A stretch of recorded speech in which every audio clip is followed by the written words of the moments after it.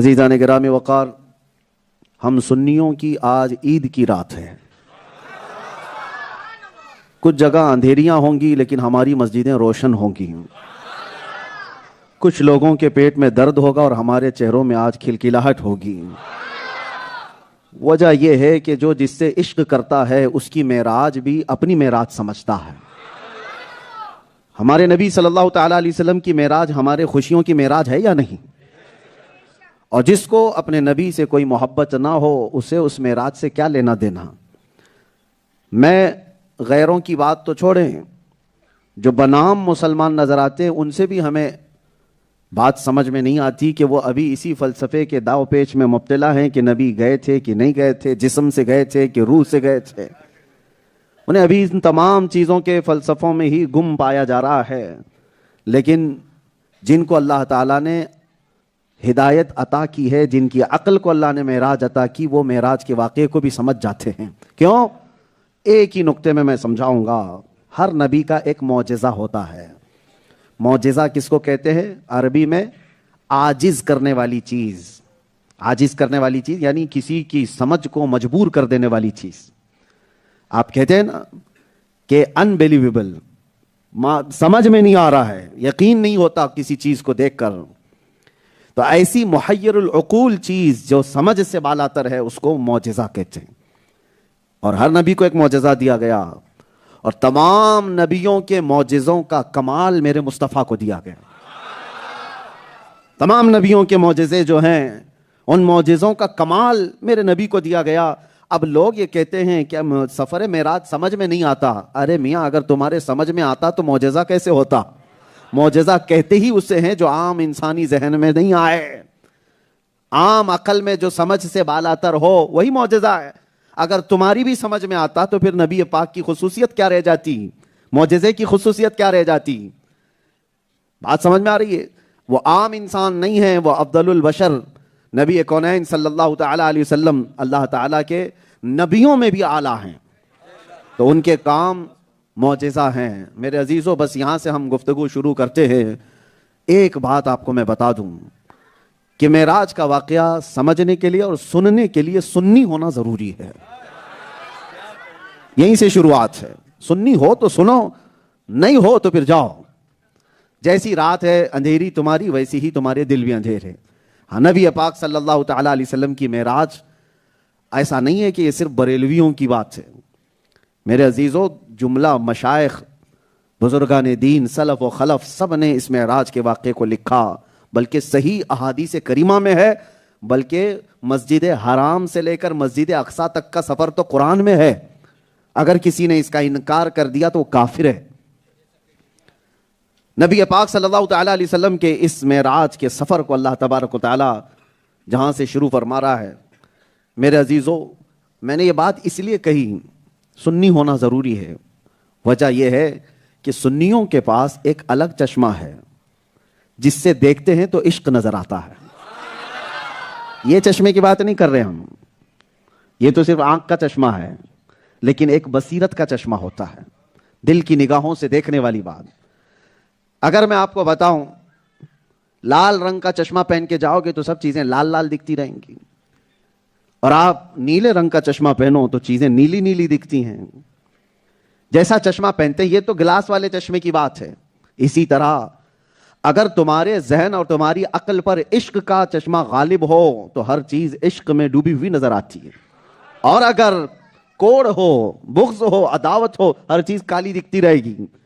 تو جس کو نبی پاک صلی اللہ تعالیٰ علیہ وسلم کے معراج کا سفر سمجھنا ہے تو میں آپ کو بتاتا ہوں، آج کے دور میں بھی کچھ جماعتیں ہیں جو نبی پاک کے معراج کے سفر کا، جسمانی سفر کا انکار کر دیتی ہیں یا ان کے معجزے کو نہیں مانتی۔ وہ وہی لوگ ہیں جو ابو جہل کا چشمہ پہنے ہوئے ہیں، اور جو معراج کو سمجھتے ہیں اور اس کی خوشیاں مناتے ہیں وہ صدیق اکبر کا چشمہ پہنے ہوئے ہیں۔ وجہ کیا ہے؟ جب نبی پاک صلی اللہ تعالیٰ علیہ وسلم تشریف لائے، معراج واقعہ ہم بعد میں بیان کرتے ہیں، پہلے میں کچھ وہ باتیں جو دلیل کے طور پر حضور نے خود مکہ میں بیان کی۔ جب اللہ کے نبی صلی اللہ تعالیٰ علیہ وسلم واپس تشریف لائے مکہ میں تو واقع معراج کو بیان کر رہے تھے کہ کل کی رات رب تبارک و تعالیٰ نے مجھے جبرائیل امین کے ذریعے سے آسمانوں کا سفر کرایا، جنت و دوزخ دیکھا، عرش و کرسی، لوح و قلم، سارے لامکان سے بھی آگے، پھر واپس آیا تو جو صحابہ موجود تھے ان کو حضور پاک صلی اللہ علیہ وسلم یہ واقعہ سنا رہے تھے، اور سننے والوں میں ابو جہل بھی تھا۔ یہ بات یاد رکھیں، سننے والے بہت لوگ ہوتے ہیں، ہمارے بھی سننے والے بہت ہوتے ہیں، سب عشق والے نہیں ہوتے ہیں، کچھ تو کوڑ نکالنے والے بھی ہوتے ہیں۔ تو ابو جہل سن کر کے گیا، آج تو مجھے بڑا پوائنٹ مل گیا ہے کہ یہ تو بہت ماوراء العقل بات کر رہے ہیں، کسی کو بھی کہیں گے تو کون مانے گا یہ چیز ایک رات میں؟ ارے میاں آج کا دور نہیں ہے وہ کہ راکٹ تھی یا پھر کوئی اور بہت تیز رفتار کی کوئی سواری، یہ وہ دور ہے جب گھوڑے اور اونٹوں پر لوگ سفر کیا کرتے تھے۔ اس دور میں میرے آقا صلی اللہ علیہ وسلم فرما رہے ہیں جب مسجد حرام سے مسجد اقصی بیت المقدس جانے کا سفر ہی 1 مہینے کا تھا، صرف زمینی سفر 1 مہینے کا تھا، پھر اس کے بعد آسمانوں کا سفر وہ اس کی تو مقدار ہی نہیں۔ اس زمانے میں حضور فرما رہے ہیں کہ ایک رات میں گیا بھی اور آیا بھی، یہ یقین کرنا آسان نہیں تھا۔ ابو جہل نے یہ پوائنٹ پکڑ لیا اور کہا کہ یہ تو بہت ماوراء العقل بات ہے، اس سے تو میں لوگوں کو اب بھڑکا سکتا ہوں محمد کے خلاف صلی اللہ علیہ وسلم۔ اور اتفاق ایسا کہ ابو جہل کو اس محفل سے اٹھنے کے بعد سب سے پہلا جو شخص ملا وہ ابو بکر صدیق تھے۔ وہ محفل رسول میں تھے نہیں، کہیں سے آ رہے تھے، ابو بکر کو پکڑ لیا ابو جہل نے، کہا ابو بکر پتہ ہے مکہ میں ایک بہت بڑا معاملہ ہو گیا ہے، ایک بڑا انسیڈنٹ۔ ابو بکر صدیق رضی اللہ تعالیٰ عنہ نے پوچھا کہ کیا ہوا ہے؟ ابو جہل نے کہا ایک شخص ہے، نام نہیں کہا اس نے، کہا ایک شخص ہے وہ کہتا ہے رات کو اس نے مسجد حرام سے لے کر مسجد اقصی تک کا سفر کیا، بیت المقدس تک گیا، اتنا ہی کہا۔ حضور تو بہت لمبا سفر بیان کیے ہیں، لیکن ابو جہل نے ابو بکر صدیق رضی اللہ تعالیٰ عنہ کے پاس اتنا ہی کہا ایک شخص ہے مکہ میں جو دعویٰ کر رہا ہے کہ رات کو وہ مسجد حرم سے مسجد اقصی تک گیا اور پھر واپس بھی آ گیا۔ تو ابو بکر تم کیا کہتے ہو ایسے شخص کے بارے میں؟ حضرت ابو بکر صدیق نے کہا ایسا کیسے ہو سکتا ہے؟ بات تو صحیح ہے نا، انسانی تقاضا یہی کہتا ہے، عقل یہی کہتی ہے، ایسا کیسے ہو سکتا ہے؟ حضرت ابو بکر صدیق نے بھی کہا ایسا کیسے ہو سکتا ہے؟ ابو جہل کو مل گیا پوائنٹ کہ ابو بکر تو بہت محمد محمد کرتے رہتا ہے، آج میں اس کو ان سے دور کر ہی لوں گا، اور ٹھٹا مار کر کے ہنسنے لگا کہ ابو بکر صدیق کو۔ تو حضرت ابو بکر صدیق نے دیکھا کہ اتنی خوشیاں کیوں منا رہا ہے، پوچھا کون ہے، کس نے کہا؟ تو ابو جہل نے کہا ارے تمہارے قریبی ساتھی محمد صلی اللہ علیہ وسلم نے ہی یہ کہا ہے۔ تو جانتے ہو حضرت ابو بکر صدیق نے کہا ارے کمبخت، پہلے کیوں نہیں بتایا؟ تو نے تو کہا کہ وہ ہر مسجد حرم سے مسجد اقصی تک جا کر کے ایک رات میں آئے، قسم رب ذوالجلال کی اگر وہ اس سے آگے آسمانوں کی بھی بات کریں تو بھی میں تسلیم کروں گا۔ اگر انہوں نے کہا ہے تو بالکل سچ کہا ہے، اس میں کوئی جھوٹ نہیں ہو سکتا۔ حضرت ابو بکر صدیق نے پورا واقعہ معراج میرے مصطفیٰ سے سنا نہیں، اس سے پہلے ہی کہا اگر انہوں نے یہاں تک کا ہی سفر کہا ہے مسجد حرم سے مسجد اقصی تک کا، اس میں کون سی بڑی بات؟ اگر وہ کہہ دیں کہ آسمانوں کا بھی سفر کیا ہے تب بھی میں تسلیم کروں گا۔ یہ ایمان ہے، اور حقیقت میں ہوا بھی ہے کہ صدیق اکبر رضی اللہ تعالیٰ عنہ پہلے سے تصدیق کر کے آئے، اور جب محفل رسول میں آئے تو ان کے آنے سے پہلے جبرائیل امین آئے ہیں اور کہا اللہ تعالیٰ آپ کے ابو بکر کو صدیق کہتا ہے کہ تصدیق کرنے والے ہیں، ایمان ہو تو ایسا ہو۔ میرے عزیزو انہوں نے یہ پوچھا نہیں کہ یا رسول اللہ کیسے ہو سکتا ہے، ایسے کیسے ہو سکتا ہے، ویسے کیسے، کسی دلیل کے بغیر میرے مصطفیٰ نے فرمایا تو بالکل حق فرمایا۔ یہ ایمان کا اعلیٰ درجہ ہے جو صدیق کے مقام پر پہنچاتا ہے۔ عزیزان گرامی وقار، آج بھی لوگ چون چرا میں 1400 سال گزار چکے ہیں، مگر صدیق کا ایمان ملنا آسان نہیں ہے۔ اسی لیے میں نے شروع میں کہا معراج کا سفر دیکھنے کے لیے ابو جہل کا چشمہ نہیں، صدیق اکبر کا چشمہ ہونا چاہیے۔ ان نظروں سے دیکھو تو ہر مرحلہ معراج سمجھ میں آ جائے گا۔ پہلا سفر، 3 سفر ہیں میرے آقا کے، ایک تو مسجد حرام سے مسجد اقصی تک، یہ زمینوں کا سفر ہے۔ دوسرا سفر ہے مسجد اقصی سے لے کر آسمانوں کا سفر، یہ آسمانی سفر ہے۔ تیسرا سفر ہے جہاں آسمان بھی ختم زمین بھی ختم، وہ لامکاں کا سفر ہے، جگہ کا نام ہی نہیں ہے، پورا پچھم اتر دکن کچھ نہیں وہاں پر۔ یہ سمتیں کہاں پر ہوتی ہیں؟ ایسٹ ویسٹ ساؤتھ نارتھ کہاں ہے؟ یہاں سورج طلوع ہوتا ہے وہاں پر یہ جہتیں ہیں، ڈائریکشن ہے، ادھر پورب ہے، ادھر پچھم ہے، ادھر پورب ہے، ادھر اتر ہے، ادھر دکن ہے۔ یہ ساری چیزیں کہاں ہوتی ہیں؟ جہاں سورج طلوع ہوتا ہے۔ میرے آقا وہاں چلے گئے جہاں سورج بھی نہیں، چاند کی بھی رسائی نہیں، جہاں پر ڈائریکشن ہی نہیں، تو اسی لیے اس کو کیا کہا گیا؟ لامکان، یعنی جس جگہ کا نام ہی نہیں۔ جگہ وہ ہوتی ہے جس کا کچھ نام ہو۔ اور یہ تیسرا سفر ہے۔ میں کہتا ہوں رسول مختار صلی اللہ تعالی علیہ وسلم کے تینوں سفر سمجھ میں آ جائیں گے، لیکن سب سے پہلی شرط ہے آپ کے اندر حب مصطفیٰ ہو، عشق رسول ہو. ہاں اسی لیے بخاری شریف میں بھی واقعات بخاری موجود ہیں، لیکن پتہ نہیں وہ لوگ پڑھ کر کے ابھی تک کیوں ان پڑھ ہیں، پڑھ کر کے بھی ان پڑھ ہیں جو بخاری بھی پڑھتے ہیں. اسی لیے مشہور ہے، یہ کہا گیا ہے بے عشق مصطفیٰ جو پڑھتے ہیں بخاری، آتا ہے بخار ان کو آتی نہیں بخاری. بے عشق مصطفیٰ جو پڑھتے ہیں بخاری، بغیر حب مصطفیٰ کے بخاری بھی پڑھ لو تو بخار تو آ سکتا ہے، بخاری نہیں آئے گی. میرے عزیزو، شروعات ہم یہیں سے کرتے ہیں. عشق مصطفیٰ کے بغیر کوئی چیز ممکن نہیں ہے حصول اس کا.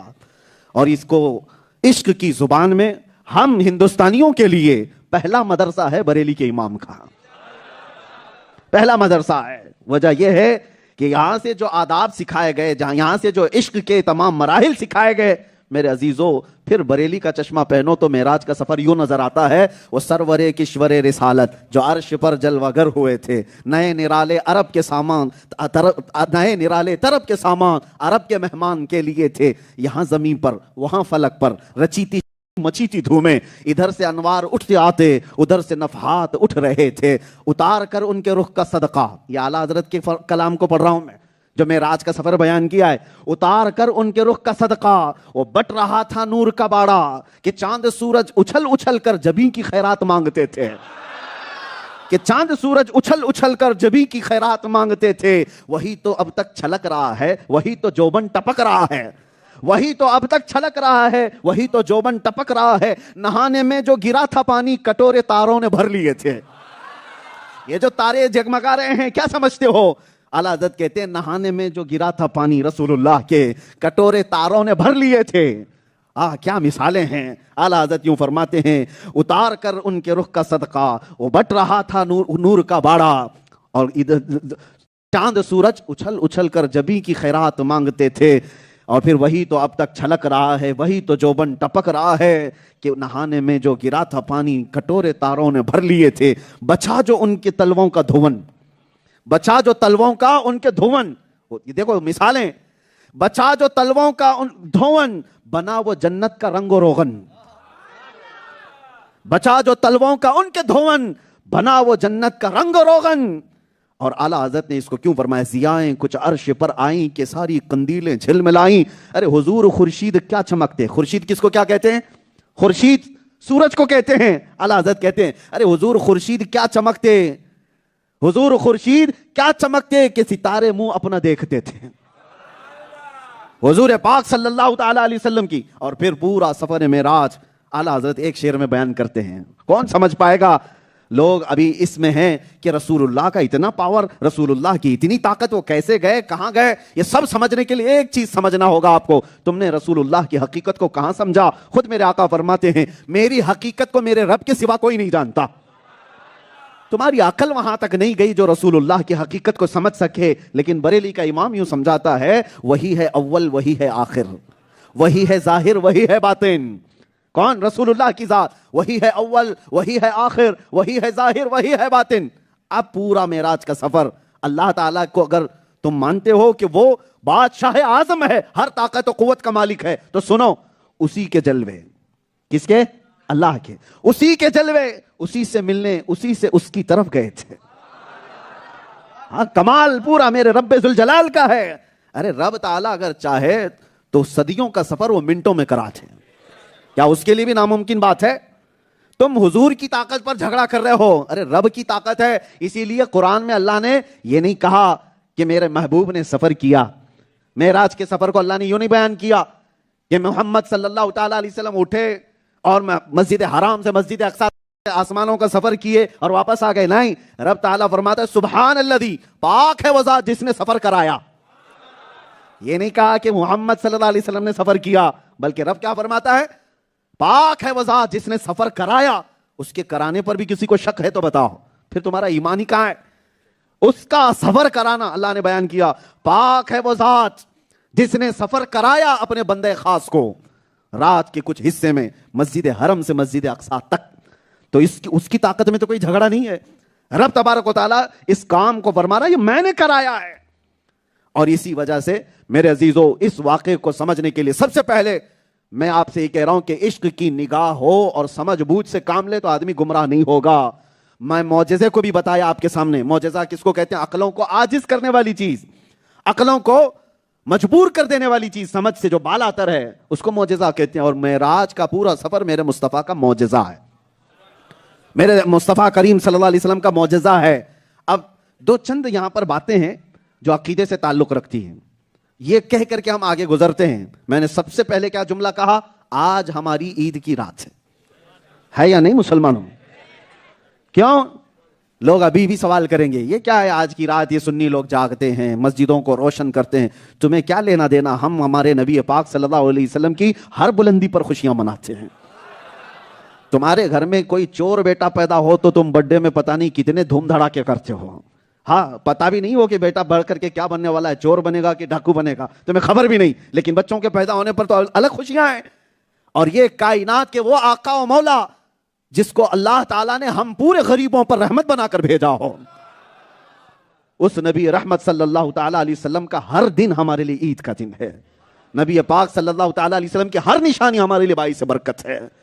اسی لیے میں نے شروعات میں یہ کہا کہ جب کبھی حضور پاک صلی اللہ تعالیٰ علیہ وسلم کی کوئی بھی معراج کی بات آئے, وہ ہم سنیوں کے لیے خوشیوں کی رات ہے. ہاں, اب نبی پاک صلی اللہ تعالیٰ علیہ وسلم کو 20 رمضان المبارکہ کے دن مکہ فتح کر کے عطا کیا گیا کہ نہیں؟ فتح مکہ کی تاریخ ہے, مکہ فتح ہو گیا.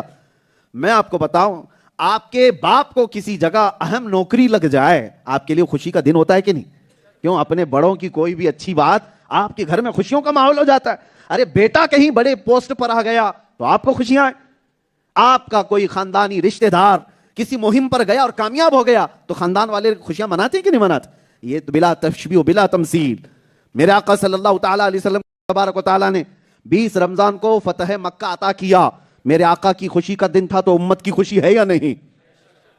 17 رمضان المبارکہ کو بدر میں اللہ تعالیٰ نے عظیم فتح عطا کی, تو میرے آقا کی یہ فتح پوری امت کی فتح ہے یا نہیں؟ جس دن نبی پاک صلی اللہ تعالیٰ علیہ وسلم کی ایسی کوئی نشانی اللہ نے عظمت اور رفعت اور بلندی عطا کی, وہ سنیوں کی خوشی کا دن ہے. معراج کی رات, یہ 26واں رجب جو آج گزرا اور 27ویں شب شروع ہوئی, تمام محدثین نے بیان کیا ہے آج کی رات اللہ تعالیٰ نے اپنے نبی پاک صلی اللہ علیہ وسلم کو بستر سے اٹھا کر حرم کعبہ میں اور حرم کعبہ سے مسجد اقصیٰ سے آسمانوں کا سفر کرایا. اور یہ نہ اگلوں میں کسی کو ملا, نہ آگے کبھی کسی کو مل سکتا ہے. یہ ایک خصوصیت میرے آقا کو عطا کی گئی. تو جس رات میرے آقا کو یہ معراج عطا ہوئی, جہاں میرے آقا کی معراج ہے, ہم سنیوں کی معراج ہے, ہم سنیوں کی خوشی کا دن ہے. بلندیاں ہماری بھی ہیں, نبی پاک صلی اللہ تعالیٰ علیہ وسلم کے صدقے میں ان کے غلاموں کی بلندیاں ہیں. میرے عزیزو, آپ کو میں بتاؤں کہ اللہ تبارک و تعالیٰ کے اس کلام پاک کو جو آپ تلاوت سنتے بھی رہتے ہیں, پڑھتے بھی رہتے ہیں, سبحان الذی اسرا, سمجھ رہے؟ یہاں کچھ چیزیں جو ہے شروع میں بتانا ہے. لوگ یہ سمجھتے ہیں کہ کچھ گمراہ فرقے یہ چال لے کر کے آتے ہیں, ارے ہم معراج کے سفر کا انکار نہیں کرتے, لیکن بات یہ ہے کہ حضور پاک صلی اللہ تعالیٰ علیہ وسلم سوئے ہوئے تھے اور خواب میں اللہ نے یہ سب دکھا دیا ہے. خواب میں اللہ تعالیٰ نے یہ سب دکھا دیا. اور ایک فرقہ ہے وہ کہتے ہیں کہ نہیں, اللہ نے رسول اللہ کی روح کو یہ معراج کرائی, سفر کرائی, حضور جسم کے ساتھ وہیں تھے. یہ کیا باتیں ہوئی؟ یہ سب جو چیزیں پھیلائی جاتی ہیں, کیوں؟ اس لیے کہ تمہاری عقل مان جائے. ہاں, روح کا سفر تو ہو سکتا ہے, لیکن حقیقت سے اس کا تعلق نہیں ہے. قرآن میں جو کہا گیا سبحان الذی اسرا بعبدہ, پہلے میں لفظ سے ثابت کر دوں. قرآن کے الفاظ کہتے ہیں پاک ہے وہ ذات جس نے اپنے بندے کو بعبدہ, عبد کا لفظ آیا ہے قرآن میں, عبد کا سے مراد کون ہے؟ رسول اللہ کی ذات. یہ تو سب کا ماننا ہے کہ عبد سے مراد کون ہے؟ رسول اللہ کی ذات. اور عبد عربی میں روح کو نہیں کہتے, جسم کے مالک کو کہتے ہیں. عبد بندہ کس کو کہتے ہیں؟ روح اور جسم دونوں ہو. اور قرآن نے کہا ہے اپنے بندہ خاص کو. دوسری دلیل میں آپ سے کہتا ہوں, میں سویا تھا. پہلی بات یہ ہے کہ آپ کو یہ بھی معلوم ہونا چاہیے, روایتیں بتاتی ہیں مکہ کے کفار و مشرکین نے جب یہ واقعہ معراج سنا تو انہوں نے قبول نہیں کیا, انکار کیا ہے. کہا محمد صلی اللہ تعالیٰ علیہ وسلم ایسی بڑی بڑی باتیں کر رہے ہیں, ہم اس کو نہیں مانیں گے. انکار کیا کہ نہیں کیا؟ یہ سب مشہور ہے. ابو جہل پارٹی پوری انکار کر گئی. یہ سارے لوگ انکار کرنے والے لوگ ہیں. سنیے آپ, وہ عقل والے لوگ تھے کہ نہیں؟ ارے سمجھ بوجھ رکھنے والے لوگ تھے کہ نہیں؟ وہ تو سمجھ سکتے تھے, انسانی عقل و شعور رکھتے تھے. میں اگر ابھی آپ سے کہوں کل رات میں سویا تھا اور امریکہ گیا، وہاں سے پھر UK گیا، پھر نیوزی لینڈ گیا، پھر وہاں سے ممبئی آ گیا، رات کو خواب میں یہاں وہاں گیا، تو آپ لوگ کیا کہیں گے؟ ہو سکتا ہے خواب میں کوئی آدمی کہیں پر بھی جا کے آ جائے، یہ تو نہیں کہیں گے جھوٹ بول رہا ہے۔ ارے خواب کی بات کہاں، آپ یہ نہیں کہیں گے خواب دیکھا ہے کہ نہیں دیکھا ہے یہ تو تم کو پتا، لیکن اگر گئے تھے تو ٹھیک ہے کوئی بات نہیں، خواب میں آدمی آسمانوں پہ بھی جاتا ہے، نیچے بھی جاتا ہے، پتہ نہیں کہاں جاتا ہے، خواب میں جانے کا کوئی انکار نہیں کرتا۔ لیکن میں آپ کو بتاؤں، اگر میں یہ بات کہہ دوں کہ نہیں ایک رات میں اتنا سفر کر کے واپس آ گیا، تو آپ کہیں گے کیسے ہو سکتا ہے، آپ تو یہی تھے، جسم یہی تھا، کیسے جا کر کے آئے؟ تو مکہ والوں نے جو انکار کیا، حضور اگر یہ بتا رہے ہوتے کہ میری روح نے سفر کیا یا میں خواب میں سفر کر کے آیا، تو مکہ والے انکار کبھی نہیں کرتے، مکہ والے انکار نہیں کرتے، خواب کی بات تو مان لیتے، لیکن مکہ والوں کا انکار کرنا اس بات کی دلیل ہے کہ میرے آقا خود بیان کر رہے تھے کہ میں جسم کے ساتھ گیا تھا۔ ہاں، میرے آقا خود بیان کر رہے تھے کہ میں جسم کے ساتھ گیا تھا۔ اگر حضور خواب بیان کر رہے ہوتے تو مکہ والے کیوں انکار کرتے؟ ان کا انکار کرنا بھی اس بات کی دلیل ہے کہ میرے آقا نے روح کی سفر کا واقعہ نہیں بیان کیا، جسم کے سفر کا واقعہ بیان کیا ہے۔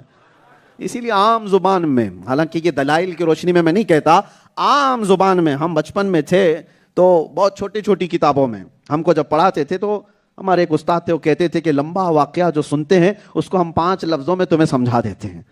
بہت چھوٹی، بہت پہلے کی بات بتا رہا ہوں میں، چھوٹے سے معراج کا لفظ تمہیں پوری معراج کرا دیتا ہے۔ عربی پڑھنے والے لوگ ہوں، اردو پڑھے ہوئے ہوں یا قرآن پڑھے ہوئے لوگ ہیں تو سمجھ جائیں گے۔ معراج میں 5 لفظ ہیں، میم، عین، را، الف، جیم، یہی ہے، پڑھے لکھے لوگ ہوں گے تو سمجھ جائیں گے۔ معراج جہاں پر بھی لکھا ہوگا آپ دیکھ لینا، اس کو پڑھ لینا، 5 ہی حرف ہیں معراج، میم، عین، را، الف، جیم۔ ہمارے استاد بتاتے تھے کہ یہ لفظ ہی تمہیں پوری معراج بتا دیتا ہے۔ کہا کیسے؟ کہا معراج کا میم بتاتا ہے محمد کو معراج ہوئی صلی اللہ علیہ وسلم، معراج کا میم کیا بتاتا ہے؟ محمد کو معراج ہوئی، اور عین بتاتا ہے عرش پر گئے تھے، اور معراج کا تیسرا حرف ہے را، را بتاتا ہے رات کو گئے تھے، اور چوتھا حرف ہے الف، یہ بتاتا ہے اللہ کے پاس گئے تھے، اور 5واں حرف ہے جیم، یہ بتاتا ہے جسم کے ساتھ گئے تھے۔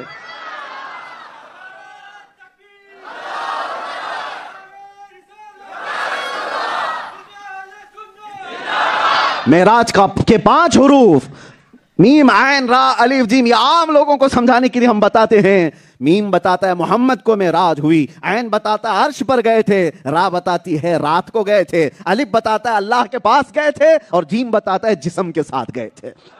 یہ مانو میرے عزیزو، سنی اگر ہو تو یہ یقین رکھنا کہ میرے آقا کو جسم کے ساتھ معراج ہوئی تھی۔ یہ جو ڈھکوسلے آتے ہیں ان کی باتوں میں نہیں آنا کہ حضور خواب میں گئے تھے، روح کے ساتھ گئے تھے، نہیں، ماننا کہ میرے آقا جسم کے ساتھ گئے تھے۔ اگر وہ پوچھے کہ ایسا کیسے ہو سکتا ہے تو پھر جواب یہی کہنا، اگر تجھے اور مجھے سمجھ میں آ جاتا تو حضور کا معجزہ کہاں سے ہوتا؟ اگر سب سمجھ میں آ جاتا، لوگ کہتے ہیں سائنس کے حساب سے سمجھائیں، سائنس بھی نہیں سمجھ سکتی معجزے کو، سائنس کا بھی ادراک وہاں تک نہیں ہے۔ اگر سائنس بھی سمجھ سکتی تو پھر معجزے کی خصوصیت نہیں رہ جاتی۔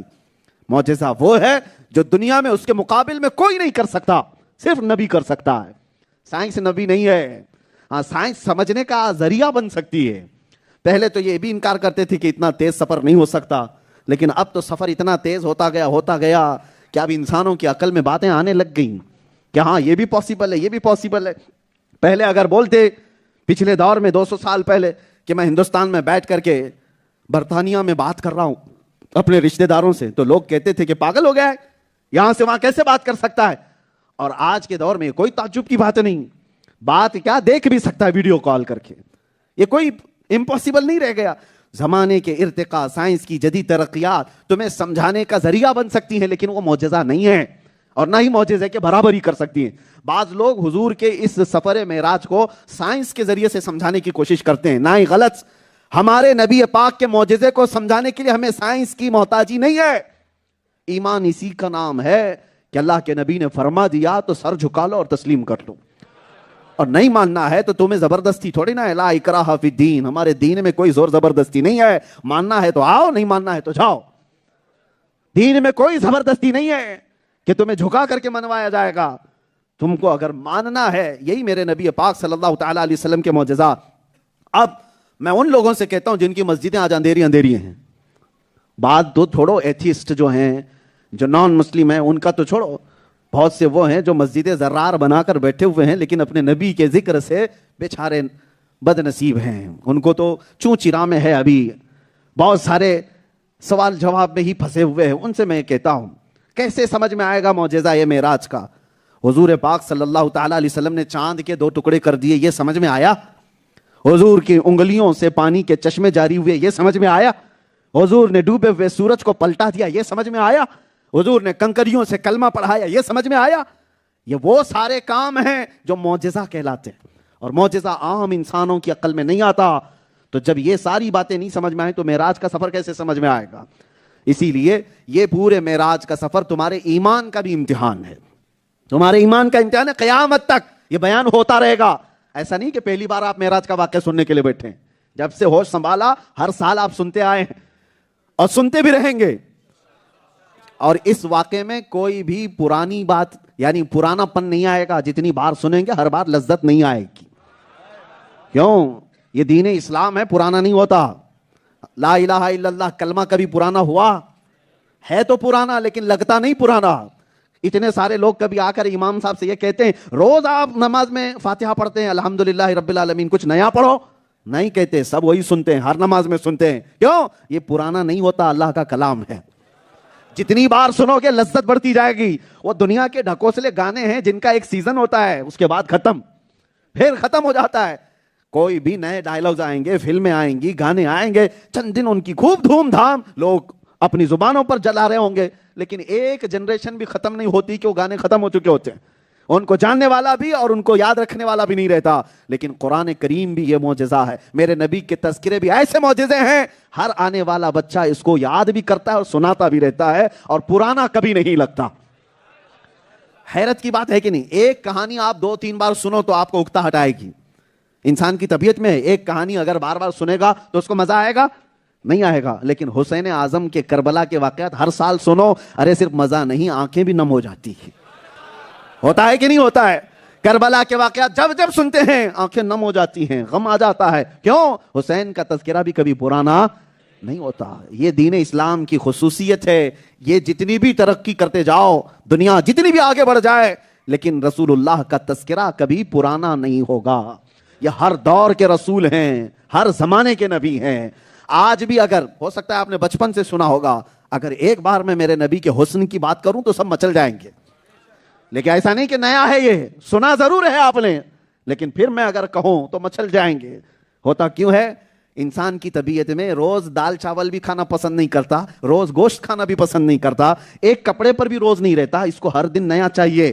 لیکن میرے نبی کی بات ایسی ہے کہ بندہ یہی کہے گا وہی سناؤ جو صحابہ سناتے تھے، نیا الگ سے مت لاؤ، وہی سناؤ جو نبی کے صحابہ کہتے تھے۔ ابھی میں آپ کو کہوں، سعدی شیرازی نے کہا تھا بلغ العلا بکمالہ کشف الدجا بجمالہ حسنت جمیع خصالہ صلو علیہ وآلہ۔ اور رسول اللہ کے صحابی حسان بن ثابت نے کہا تھا وَأَحْسَنُ مِنْكَ لَمْ تَرَ قَطُّ عَيْنِي وَأَجْمَلُ مِنْكَ لَمْ تَلِدِ النِّسَاءُ خُلِقْتَ مُبَرَّأً مِنْ كُلِّ عَيْبٍ كَأَنَّكَ قَدْ خُلِقْتَ كَمَا تَشَاءُ۔ عربی شعر ہے، آج بھی یاد ہے، لوگ جھومتے ہیں۔ کیا کہا تھا حسان بن ثابت نے؟ میرے نبی کو دیکھ کر آپ سے زیادہ خوبصورت میری آنکھوں نے دیکھا نہیں۔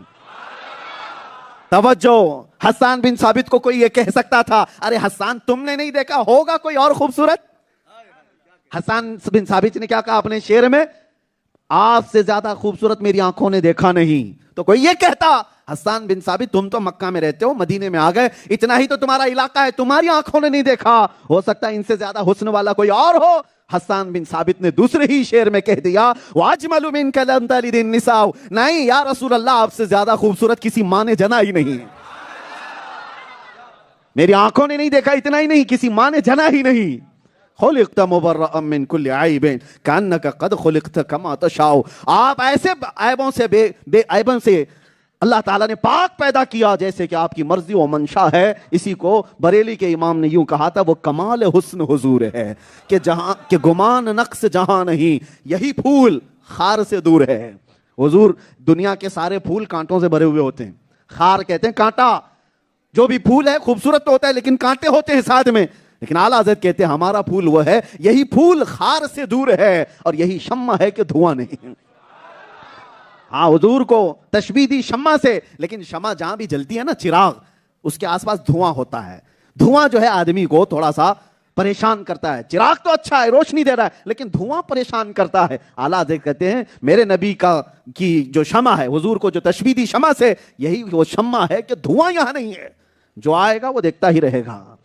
عزیزان گرامی وقار، تذکرہ مصطفیٰ کبھی پرانا نہیں ہوتا۔ سفر معراج بھی قیامت تک پرانا نہیں ہوگا۔ میرا خود کا سفر یا آپ کا کسی کا سفر 2-4 بار بیان کر دو، دیکھو لوگ کہیں گے بس کرو مولانا، کتنی بار بولتے ہو، کتنی بار بولو گے، سن تو لیا ہم نے، لیکن نبی کے سفر کو کہو، آپ کہیں گے اور بولو اور بولو۔ وجہ کیا ہے؟ اس میں اللہ تعالیٰ نے روحوں کو لذت میرے مصطفیٰ کے ذکر میں رکھی ہے۔ ہمارے ذہن اور ہمارے قلوب کی لذت اللہ نے میرے مصطفیٰ کے ذکر میں رکھی ہے، اور اسی لیے میرے آقا کے ذکر سے کبھی کوئی پریشان نہیں ہوتا۔ میں نے مصر میں دیکھا ہے، مصر کے لوگ، ایجپٹ کے، عربی پیدائشی عربی ہے، مادری زبان عربی ہے۔ ہمارے استاذ مولود کی محفل کرتے تھے ہر جمعہ کو، ہم بھی جاتے تھے، اور جب ان کی محفل ختم ہوتی، ہم ہندوستانی طلبہ جو پڑھنے کے لیے وہاں تھے، پاکستانی تھے، بنگلہ دیشی تھے، انڈونیشی، مالیشی، سارے لوگ آتے تھے۔ مولود کی محفل عربی میں ہوتی، اور جب محفل ختم ہو جاتی تو وہ شیخ یہ کہتے کہ انڈین اسٹوڈنٹس کون ہے یہاں پر، ہندوستانی طلبہ کون ہے؟ ہم کھڑے ہوتے، کہتے وہ پڑھو مصطفیٰ جان رحمت پہ لاکھوں سلام۔ ہم پڑھتے تھے، پورا سلام پڑھ لیتے تھے، وہ کھڑے جھومتے رہتے تھے، ان کو سمجھ میں کچھ نہیں آتا، عربی لوگ ہیں، لیکن مصطفیٰ جان رحمت پہ لاکھوں سلام۔ ہم پڑھ کر کے آتے۔ ایک دن میں نے پوچھا تھا، استاد جی آپ کو سمجھ میں آتا ہے یہ کہ یہ پورا سلام جو ہم لوگ پڑھتے ہیں آپ کیوں بار بار کہتے ہیں؟ انہوں نے کہا عشق کے لیے سمجھ کی ضرورت نہیں ہوتی، جس زبان میں بندہ عاشق ہوتا ہے وہ پوری دنیا کو قائل کر کے رہتا ہے، پوری دنیا کو قائل کر کے رہتا ہے۔ میرے عزیزوں، ایک واقعہ بھی مجھے یاد آتا ہے، ممبئی کی سرزمین پر کیرلا کے ایک بہت بڑے عالم دین تھے، آج سے تقریباً 20-30 سال پہلے کی بات بتا رہا ہوں، 93 میں آپ ادھر متوجہ رہے، محفل اس طرف رہے۔ کیرلا کی زبان تو آپ جانتے ہیں ملیالم، وہ ایسے باؤنس جائے گی کہ آپ کو سمجھ میں نہ آئے۔ ملیالم ہم ہیں ہندوستان میں، لیکن اتنی کڑک زبان ہے کہ جلدی لوگوں کے سمجھ میں نہیں آتی۔ لگتا ہے یہاں ٹرسٹی زیادہ ہیں بٹھانے والے۔ بہرحال ایک آدمی کافی ہے بٹھانے کے لیے، باقی سارے لوگ خود بیٹھ جائیں گے، بچے تو نہیں ہیں۔ آپ توجہ رکھیں، محفل کو ڈسٹرب نہ کریں۔ درود پاک۔ اللہم صلی علی سیدنا محمد معدن الجود والکرم وآلہ واصحابہ الکرام وابنہ الکریم وبارک وسلم صلاۃ دائمۃ سرمدا ابدا۔ میں بات کہہ کر کے آگے بڑھ جاتا ہوں۔ بڑے عالم دین تھے، 93 میں نے اپنے بڑوں سے سنا کہ وہ آئے اور سٹیج لگا اور ملیالم میں وہ بیان کرتے، ان کا جو جذباتی بیان تھا لوگوں میں مشہور تھا۔ میں نام نہیں ذکر کر رہا ہوں، لیکن ایک ٹرانسلیٹر ساتھ میں کھڑا رہتا تھا، وہ ملیالم میں بولے، اس کے بعد یہ ٹرانسلیٹ کرے، پھر وہ بولے، پھر یہ ٹرانسلیٹ۔ حیرت کی بات ہے، ممبئی کے علاقے کے وہ محفل آج بھی لوگوں کے ذہن میں ہے۔ لوگوں نے ٹرانسلیٹر سے کہا تو بیٹھ جا، ترجمہ کرنے کی ضرورت نہیں، ان کو انہی کی زبان میں بیان کرنے دو، اس لیے کہ وہ جو عشق کی بات کر رہے ہیں سمجھ تو کچھ نہیں آتا، ان کے جذبات دیکھ کر کے دل میں مچل ہوتی ہے۔ بہت ساری جگہوں پر باڈی لینگویج ہی عشق پھیلاتی ہے۔ بہرحال ہماری گفتگو ادھر ادھر نہ جائے، اس لیے میں آپ سے کہہ رہا ہوں کہ حضور کا تذکرہ کبھی پرانا نہیں ہوتا اور کبھی اس کو ٹرانسلیٹ کی بھی زیادہ ضرورت نہیں آتی۔ آپ سوچو افریقہ میں اسلام آیا کیسے، یورپ میں اسلام آیا کیسے؟ ان کی زبانیں عربی نہیں تھی، اور رسول اللہ کے صحابہ کے دور میں ایمان آیا ہے، اسلام آیا ہے۔ صحابہ جو مدینے سے نکلے تھے، افریقہ کے جنگلوں کا سفر کیے، بربر قوم جو دنیا میں ظلم میں مشہور تھی، انسانوں کو کاٹ کھانے والے لوگ تھے، افریقہ میں جنگل میں رہنے والے لوگ جو کپڑے تک نہیں پہنتے، ان کے درمیان بھی صحابہ نے اسلام کی تبلیغ فرمائی۔ یورپ کے باشندوں میں اسلام گیا کہاں سے؟ صحابہ کی زبان سے۔ ہندوستان میں بھی اسلام پہلے آیا ہے تو صحابہ کرام یہاں پر بھی آئے، ہندوستان میں آئے۔ زبانیں بالکل ڈیفرنٹ تھی، بہت مختلف تھی، لیکن اسلام پھیلا کیسے؟ ایک بات یاد رکھو، حضور کے عشق کے لیے اللہ نے پوری کائنات کو ایسا مسخر کر دیا ہے، ارے بے زبان بھی ہو تو میرے نبی کی محبت پھیلا کے جاتا ہے۔ گونگا بھی عاشق رسول ہو تو اس کے چلنے پھرنے سے اللہ تعالیٰ خوشبوئیں پھیلا دیتا ہے۔ بات ہے، میرے نبی کے تذکرے میں اللہ نے وہ جمال، وہ کمال رکھا ہے۔ آج دنیا بھی ہمیں دیکھنے آتی ہے تو اسی جمال اور اسی کمال کی نسبت کا اثر ہے، باقی کچھ نہیں۔ ہم اپنے گھر کے قصے بیان کرنے لگیں تو کون سننے والا ہے؟ نبی کی بات کرتے ہیں اس لیے مجمع امڑ کر کے آتا ہے. اسی لیے ہم ہمیشہ ایک بات کہتے ہیں, ان کی بات کرو ہر دل پہ راج کرو, ان کی بات کرو ہر دل پہ راج کرو. اور اعلیٰ حضرت یہ کہتے ہیں بے ان کے واسطے خدا کچھ عطا کرے, ہاشا غلط یہ ہوس بے بصر کی ہے. اللہ تعالیٰ کبھی ان کے بغیر کچھ عطا کرے ایسا ہوگا نہیں. اور اعلیٰ حضرت نے ذکر خدا کس کو کہا ہے؟ ذکر اللہ کیا ہے؟ اللہ اللہ اللہ, یہ ذکر ہے. ذکر کی محفلیں قائم ہوتی ہیں. اعلیٰ حضرت کہتے ہیں کہ ذکر خدا جو ان سے جدا چاہو نجدیو, یعنی حضور کو چھوڑ کر کے اگر تم کہتے ہو کہ ذکر خدا یہ ہے, اللہ کا ذکر یہ ہے, اعلیٰ حضرت کہتے ہیں ذکر خدا جو ان سے جدا چاہو نجدیو, واللہ ذکر حق نہیں کنجی سقر کی ہے. سقر کہتے ہیں جہنم کو, کنجی چابی کو. اعلیٰ حضرت فرماتے ہیں واللہ ذکر حق ہے ہی نہیں ہے, یہ تو جہنم کی چابی ہے جو تو کر رہا ہے. ذکر خدا بھی وہی ہوگا جو ذکر مصطفیٰ کے ساتھ ہوگا. ورنہ آج ہم سفر معراج پر ابھی شروع ہی نہیں ہوئے. میں چند باتیں آپ کو ذہن قریب کرنے کے لیے, اس لیے کہ ہم ہتھوڑا اسی وقت مارتے ہیں جب لوہا گرم ہو جائے. سنیے, سفر معراج کو نمازوں میں, نماز میں جو انکار کرتا ہے وہ انکار کرتا ہی رہ جائے گا. نماز پڑھتے ہیں سارے لوگ اور نماز میں آتے ہیں, اور جیسے ہی آپ 2 رکعت میں بیٹھتے ہیں اتحیات پڑھتے ہیں کہ نہیں پڑھتے؟ پڑھتے ہیں نا. قاعدہ آپ کے لیے, قاعدہ ضروری ہے, بغیر قاعدے کے نماز بھی نہیں, اور اس میں اتحیات واجب ہے. تو جب پڑھتے ہیں آپ تو کیا پڑھتے ہیں؟ التحیات للہ والصلوات والطیبات. ٹھیک ہے, یہ پڑھتے ہیں اتحیات. پھر السلام علیک ایھا النبی ورحمۃ اللہ وبرکاتہ. پھر کیا پڑھتے ہیں؟ السلام علینا وعلی عباد اللہ الصالحین. پھر پڑھتے ہیں آپ اشہد ان لا الہ الا اللہ وحدہ لا شریک لہ واشہد ان سیدنا محمد عبدہ ورسولہ. ٹھیک ہے, ہم اپنی طرف سے سیدنا کا استعمال کرتے ہیں, واشہد ان محمد عبدہ ورسولہ بھی پڑھا جا سکتا ہے. بہرحال 4 جملے ہیں پورے یہ اتحیات میں. اس کے بعد کا جو ہے وہ درود ہے. یہ 4 ہی جملے تو ہیں. التحیات للہ والصلوات والطیبات ایک جملہ, السلام علیک ایھا النبی ورحمۃ اللہ وبرکاتہ دوسرا جملہ, والسلام علینا وعلی عباد اللہ الصالحین تیسرا جملہ. اس کے بعد اشہد ان لا الہ الا اللہ وحدہ لا شریک لہ, یہ جو کلمہ ہے یہ چوتھا ہے. 4 جملے ہیں اتحیات میں. اصل میں آپ کو پتا ہونا چاہیے یہی پورا معراج ہے, پورا معراج ہے. یہ کیا ہے؟ یہ اتحیات کا بیک گراؤنڈ. کیوں پڑھایا جاتا ہے؟ کیوں پڑھایا جاتا ہے؟ یہ قرآن کی آیتیں ہیں یا قرآن کی آیتیں نہیں؟ یہ قرآن کی آیتیں نہیں ہیں. در حقیقت بات یہ ہے کہ اللہ کے نبی صلی اللہ علیہ وسلم جب معراج کے سفر میں پہنچے, بہت لمبا سفر ہے, مسجد حرام سے مسجد اقصی, نبیوں کی امامت, پھر آسمانوں کا سفر, سدرۃ المنتہا دیکھا, عرش و کرسی, لوح و قلم, جنت و دوزخ, پھر اللہ کے قرب میں گئے. جب رب کے قریب گئے تو حضور نے کیا کہا تھا؟ ارے میاں ہم آپ کے پاس آئیں تو آپ کیا خیر مقدم کہتے ہیں, ویلکم کہتے ہیں, مرحبا مرحبا, یہ سب گریٹنگ کے الفاظ ہیں کہ نہیں؟ ایک دوسرے کو مبارکبادی دینے کے الفاظ ہیں. تو جب رسول اللہ گئے تھے میرے رب کے حضور تو اللہ کے نبی نے اللہ کی تعریف میں یوں کہا تھا التحیات للہ والصلوات والطیبات, جس کا معنی ہوتا ہے تمام پاکیاں اللہ کے لیے ہیں, تمام رحمتیں اللہ کے لیے ہیں, تمام بلندیاں اللہ کے لیے ہیں. یہ حمد ہے اللہ کی. کیا ہے یہ؟ حمد ہے. اللہ کی تعریف کس نے کی؟ رسول اللہ نے کی. اللہ کی تعریف جب رسول اللہ نے کی تو رب نے جواب میں کہا السلام علیک ایھا النبی, اے نبی تم پر سلامتی ہو. اور اتنا ہی نہیں کہا ورحمۃ اللہ وبرکاتہ, اللہ کی رحمتیں بھی ہوں اور برکتیں بھی ہوں. پہلے نبی نے اللہ کی تعریف کی تو جواب میں اللہ نے کیا کہا؟ سلامتی ہو اے نبی آپ پر. اور اتنا ہی نہیں, یہاں ختم نہیں ہوا. اب میرے نبی کا خاصہ دیکھو, میرے نبی کی رحمتیں دیکھو.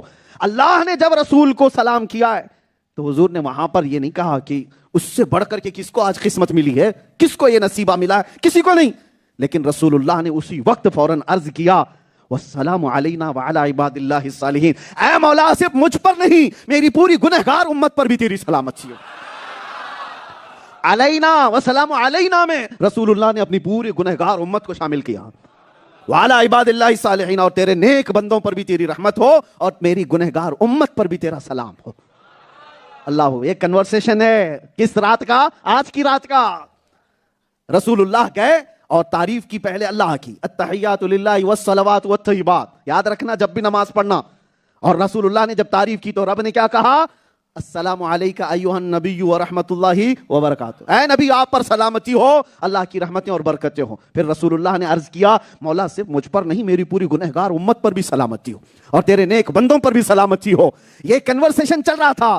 حضور نے حمد بیان کی، رب نے سلام کیا، پھر گنہگار امتیوں پر اور نیک بندوں پر بھی رب کی سلامتی کی عرض میرے آقا نے کی۔ یہ جو مکالمہ چل رہا تھا سارے ملائے اعلیٰ فرشتے سن رہے تھے، سارے فرشتے سن رہے تھے۔ جب نبی اور خدا کی باتیں فرشتوں نے سنی تو سارے فرشتوں نے پکار کر کہا اشہد ان لا الہ الا اللہ۔ سارے فرشتوں نے کہا ہم گواہی دیتے ہیں کہ اللہ کے سوا کوئی معبود نہیں، اور ہم گواہی دیتے ہیں کہ محمد اللہ کے رسول اور اس کے بندے ہیں۔ ہے یہ پورا واقعہ معراج، اسی لیے نماز کو کہا گیا ہے مومنوں کی معراج ہے۔ ہر نماز میں تمہیں یاد کرو میرے آقا نے رب سے عرض کیا تھا، رب نے سلام بھیجا تھا، پھر میرے آقا نے ہم گنہگاروں کو یاد کیا تھا، پھر فرشتوں نے گواہی دی تھی۔ یہ واقعہ مجھے کہنے کی ضرورت اس لیے پڑی، میں بات کیا کر رہا تھا؟ اعلیٰ حضرت کا وہ شعر، کیا واللہ ذکر حق نہیں کنجی سکر، یعنی حضور کا ذکر چھوڑ کر کے اللہ کا ذکر کرو گے تو یہ ذکر پورا کمپلیٹ نہیں ہے۔ یہی معراج کا واقعہ بتاتا ہے، معراج رب تعالیٰ کی عطا ہے، رب تعالیٰ کی، یہ نبی پاک صلی اللہ تعالیٰ علیہ وسلم کو خصوصی انعام ہے۔ لیکن اس رات اللہ نے یہ بتایا جہاں محبوب نے میری تعریف کی، اے امتیوں یاد رکھو میری سنت ہے نبی کو سلام کرنا۔ توجہ، جہاں رب کی تعریف نبی نے کی، اللہ نے بتایا میری سنت ہے نبی کو سلام کرنا۔ نبی نے اللہ کی حمد کی اور اللہ نے نبی کو سلام کیا۔ اسی لیے سنیوں کی محفل سلام کے بغیر کمپلیٹ نہیں ہوتی، سلام کے بغیر۔ ہاں جن کو درد ہے تکلیف ہے وہ رب کی سنت کو چھوڑ کر نکل جاتے ہیں۔ ہاں حضور پر سلام بھیجنے کا ذکر بھی کہاں سے؟ آج کی رات سے ہوا، آج کی رات سے۔ اللہ تعالیٰ کی عطاؤں کا ذکر کرو، اس کے انعامات کا ذکر کرو، لیکن ساتھ میں میرے نبی پاک کا ذکر کرو، تب تمہارا ذکر کمپلیٹ ہوگا۔ نماز بھی کمپلیٹ نہیں ہے جب تک نبی کو سلام نہیں بھیجو گے۔ اور کچھ وہ خبیث ہیں جنہوں نے یہ کہا کہ نبی کا خیال آ جانا نماز میں گدھے اور بیل کے خیال سے بدتر ہے۔ معاذ اللہ رب العالمین، یہ کوئی چھپی ہوئی باتیں نہیں، چھپی ہوئی ہیں کتابوں میں، کتابوں میں موجود ہیں۔ اور لوگ آج یہ کہتے ہیں کہ مولانا لوگ اختلافات کیوں کرتے ہیں؟ تمہیں کیا پتا ہماری یہ پیٹ کے اختلافات نہیں ہیں، ہماری جائیداد کے اختلافات نہیں ہیں۔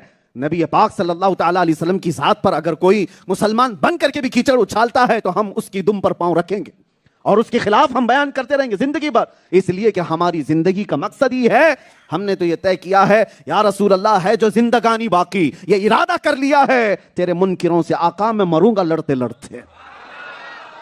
ہاں تیرے منکروں سے آقا میں مروں گا لڑتے لڑتے، اس لیے کہ ہمیں جو کچھ بھی ملا ہے وہ نبی کے صدقے میں ملا ہے۔ تو جب حضور پاک صلی اللہ تعالیٰ علیہ وسلم کی عزت پر بات آئے تو کیا ہم کھاتے پیتے رہ جائیں؟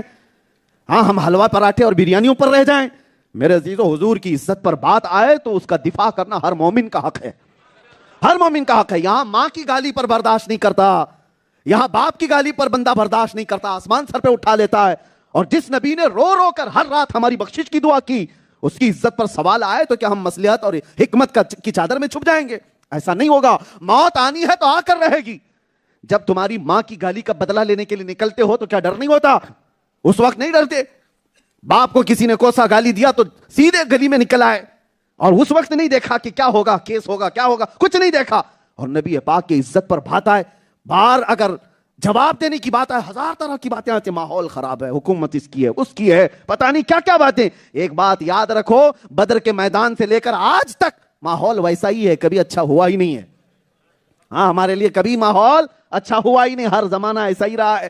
کبھی کوئی ہلاکو آیا، کبھی کوئی چنگیز آیا، کبھی کوئی یزید آیا، ہر زمانہ ایسے یزیدیوں سے بھرتا رہا ہے۔ لیکن جو اہل حق ہیں انہی حالات میں اپنے نبی کا تذکرہ کر کے جاتے رہے ہیں۔ یاد رکھنا میرے عزیزو، ہمیں پتہ ہے ہمارا انجام کیا ہوگا، ہمیں بھی معلوم ہے ہمارے بیوی بچے، ہمارے گھر بار، ہمارے آس پاس، ہماری جائیدادیں، ہمارا سب کیا ہونے والا ہے، ہمیں سب پتہ ہے۔ بہت سوچ سمجھ کر کے ہم نے اوکھلی میں سر رکھا ہے، بہت سوچ سمجھ کر کے۔ لیکن اس بات کا بھی ہمیں یقین ہے کہ مٹائے گا کوئی بھی اگر ہماری ہستی کو اس نام پاک پر یقین ہے کہ کربلا کی طرح ہزاروں سال نام اللہ زندہ رکھتا ہے، ہزاروں سال زندہ رکھتا ہے۔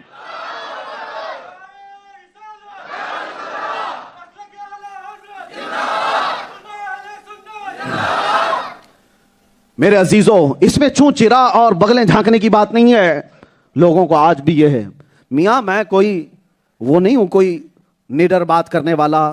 لوگوں نے اس طرح سے سمجھا ہوگا کہ بے خوف نڈر ہو کر بات کرتے ہیں۔ میاں یہ ہر مومن کا حق ہے، بے خوف ہو کر کے جینا ہر مومن کا وصف ہونا چاہیے۔ بزدلوں کا یہاں کیا مقام، بزدلوں کی کیا جگہ ہے؟ نبی پاک صلی اللہ تعالیٰ علیہ وسلم کا چاہنے والا اسے سب سے پہلا یہ یقین ہوگا کہ اس روئے زمین پر میں سب سے سچے دین پر قائم ہوں. مجرم قوم سے وابستہ نہیں ہوں کہ ٹوپی چھپانا پڑے, داڑھی چھلانا پڑے اور سیکولر بن کر کے گھومنا پڑے, کوئی پہچان نہ لے. نہیں, روئے زمین پر جی رہا ہے تو میرے نبی کی نسبت پر فخر کے ساتھ جیے, فخر کے ساتھ جیے. اس نبی سے بہتر چہرہ کسی کا کائنات میں ہو ہی نہیں سکتا. اس نبی کے لباس سے بہتر کوئی لباس نہیں ہے. ہمارا یہ یقین ہے. دنیا ننگا گھومنے پر فخر کرتی ہے, تم نبی کی سنت پر کیوں شرم حیا کرو گے؟ آج دنیا چوڑیاں, بالیاں, چوٹی رکھنے میں شرم نہیں کرتی, تمہیں داڑھی میں کیا شرم ہے؟ نبی پاک صلی اللہ علیہ وسلم کی سنتوں پہ کس بات کی شرم ہے؟ اسی لیے میرے عزیزوں, سب سے پہلی چیز میں نے جو شروعات کی ہے اس واقعے معراج کو بیان کرنے سے پہلے ہی میں نے کہا, معراج کا واقعہ سننے اور سمجھنے کے لیے سب سے پہلے سنی ہونا ضروری ہے.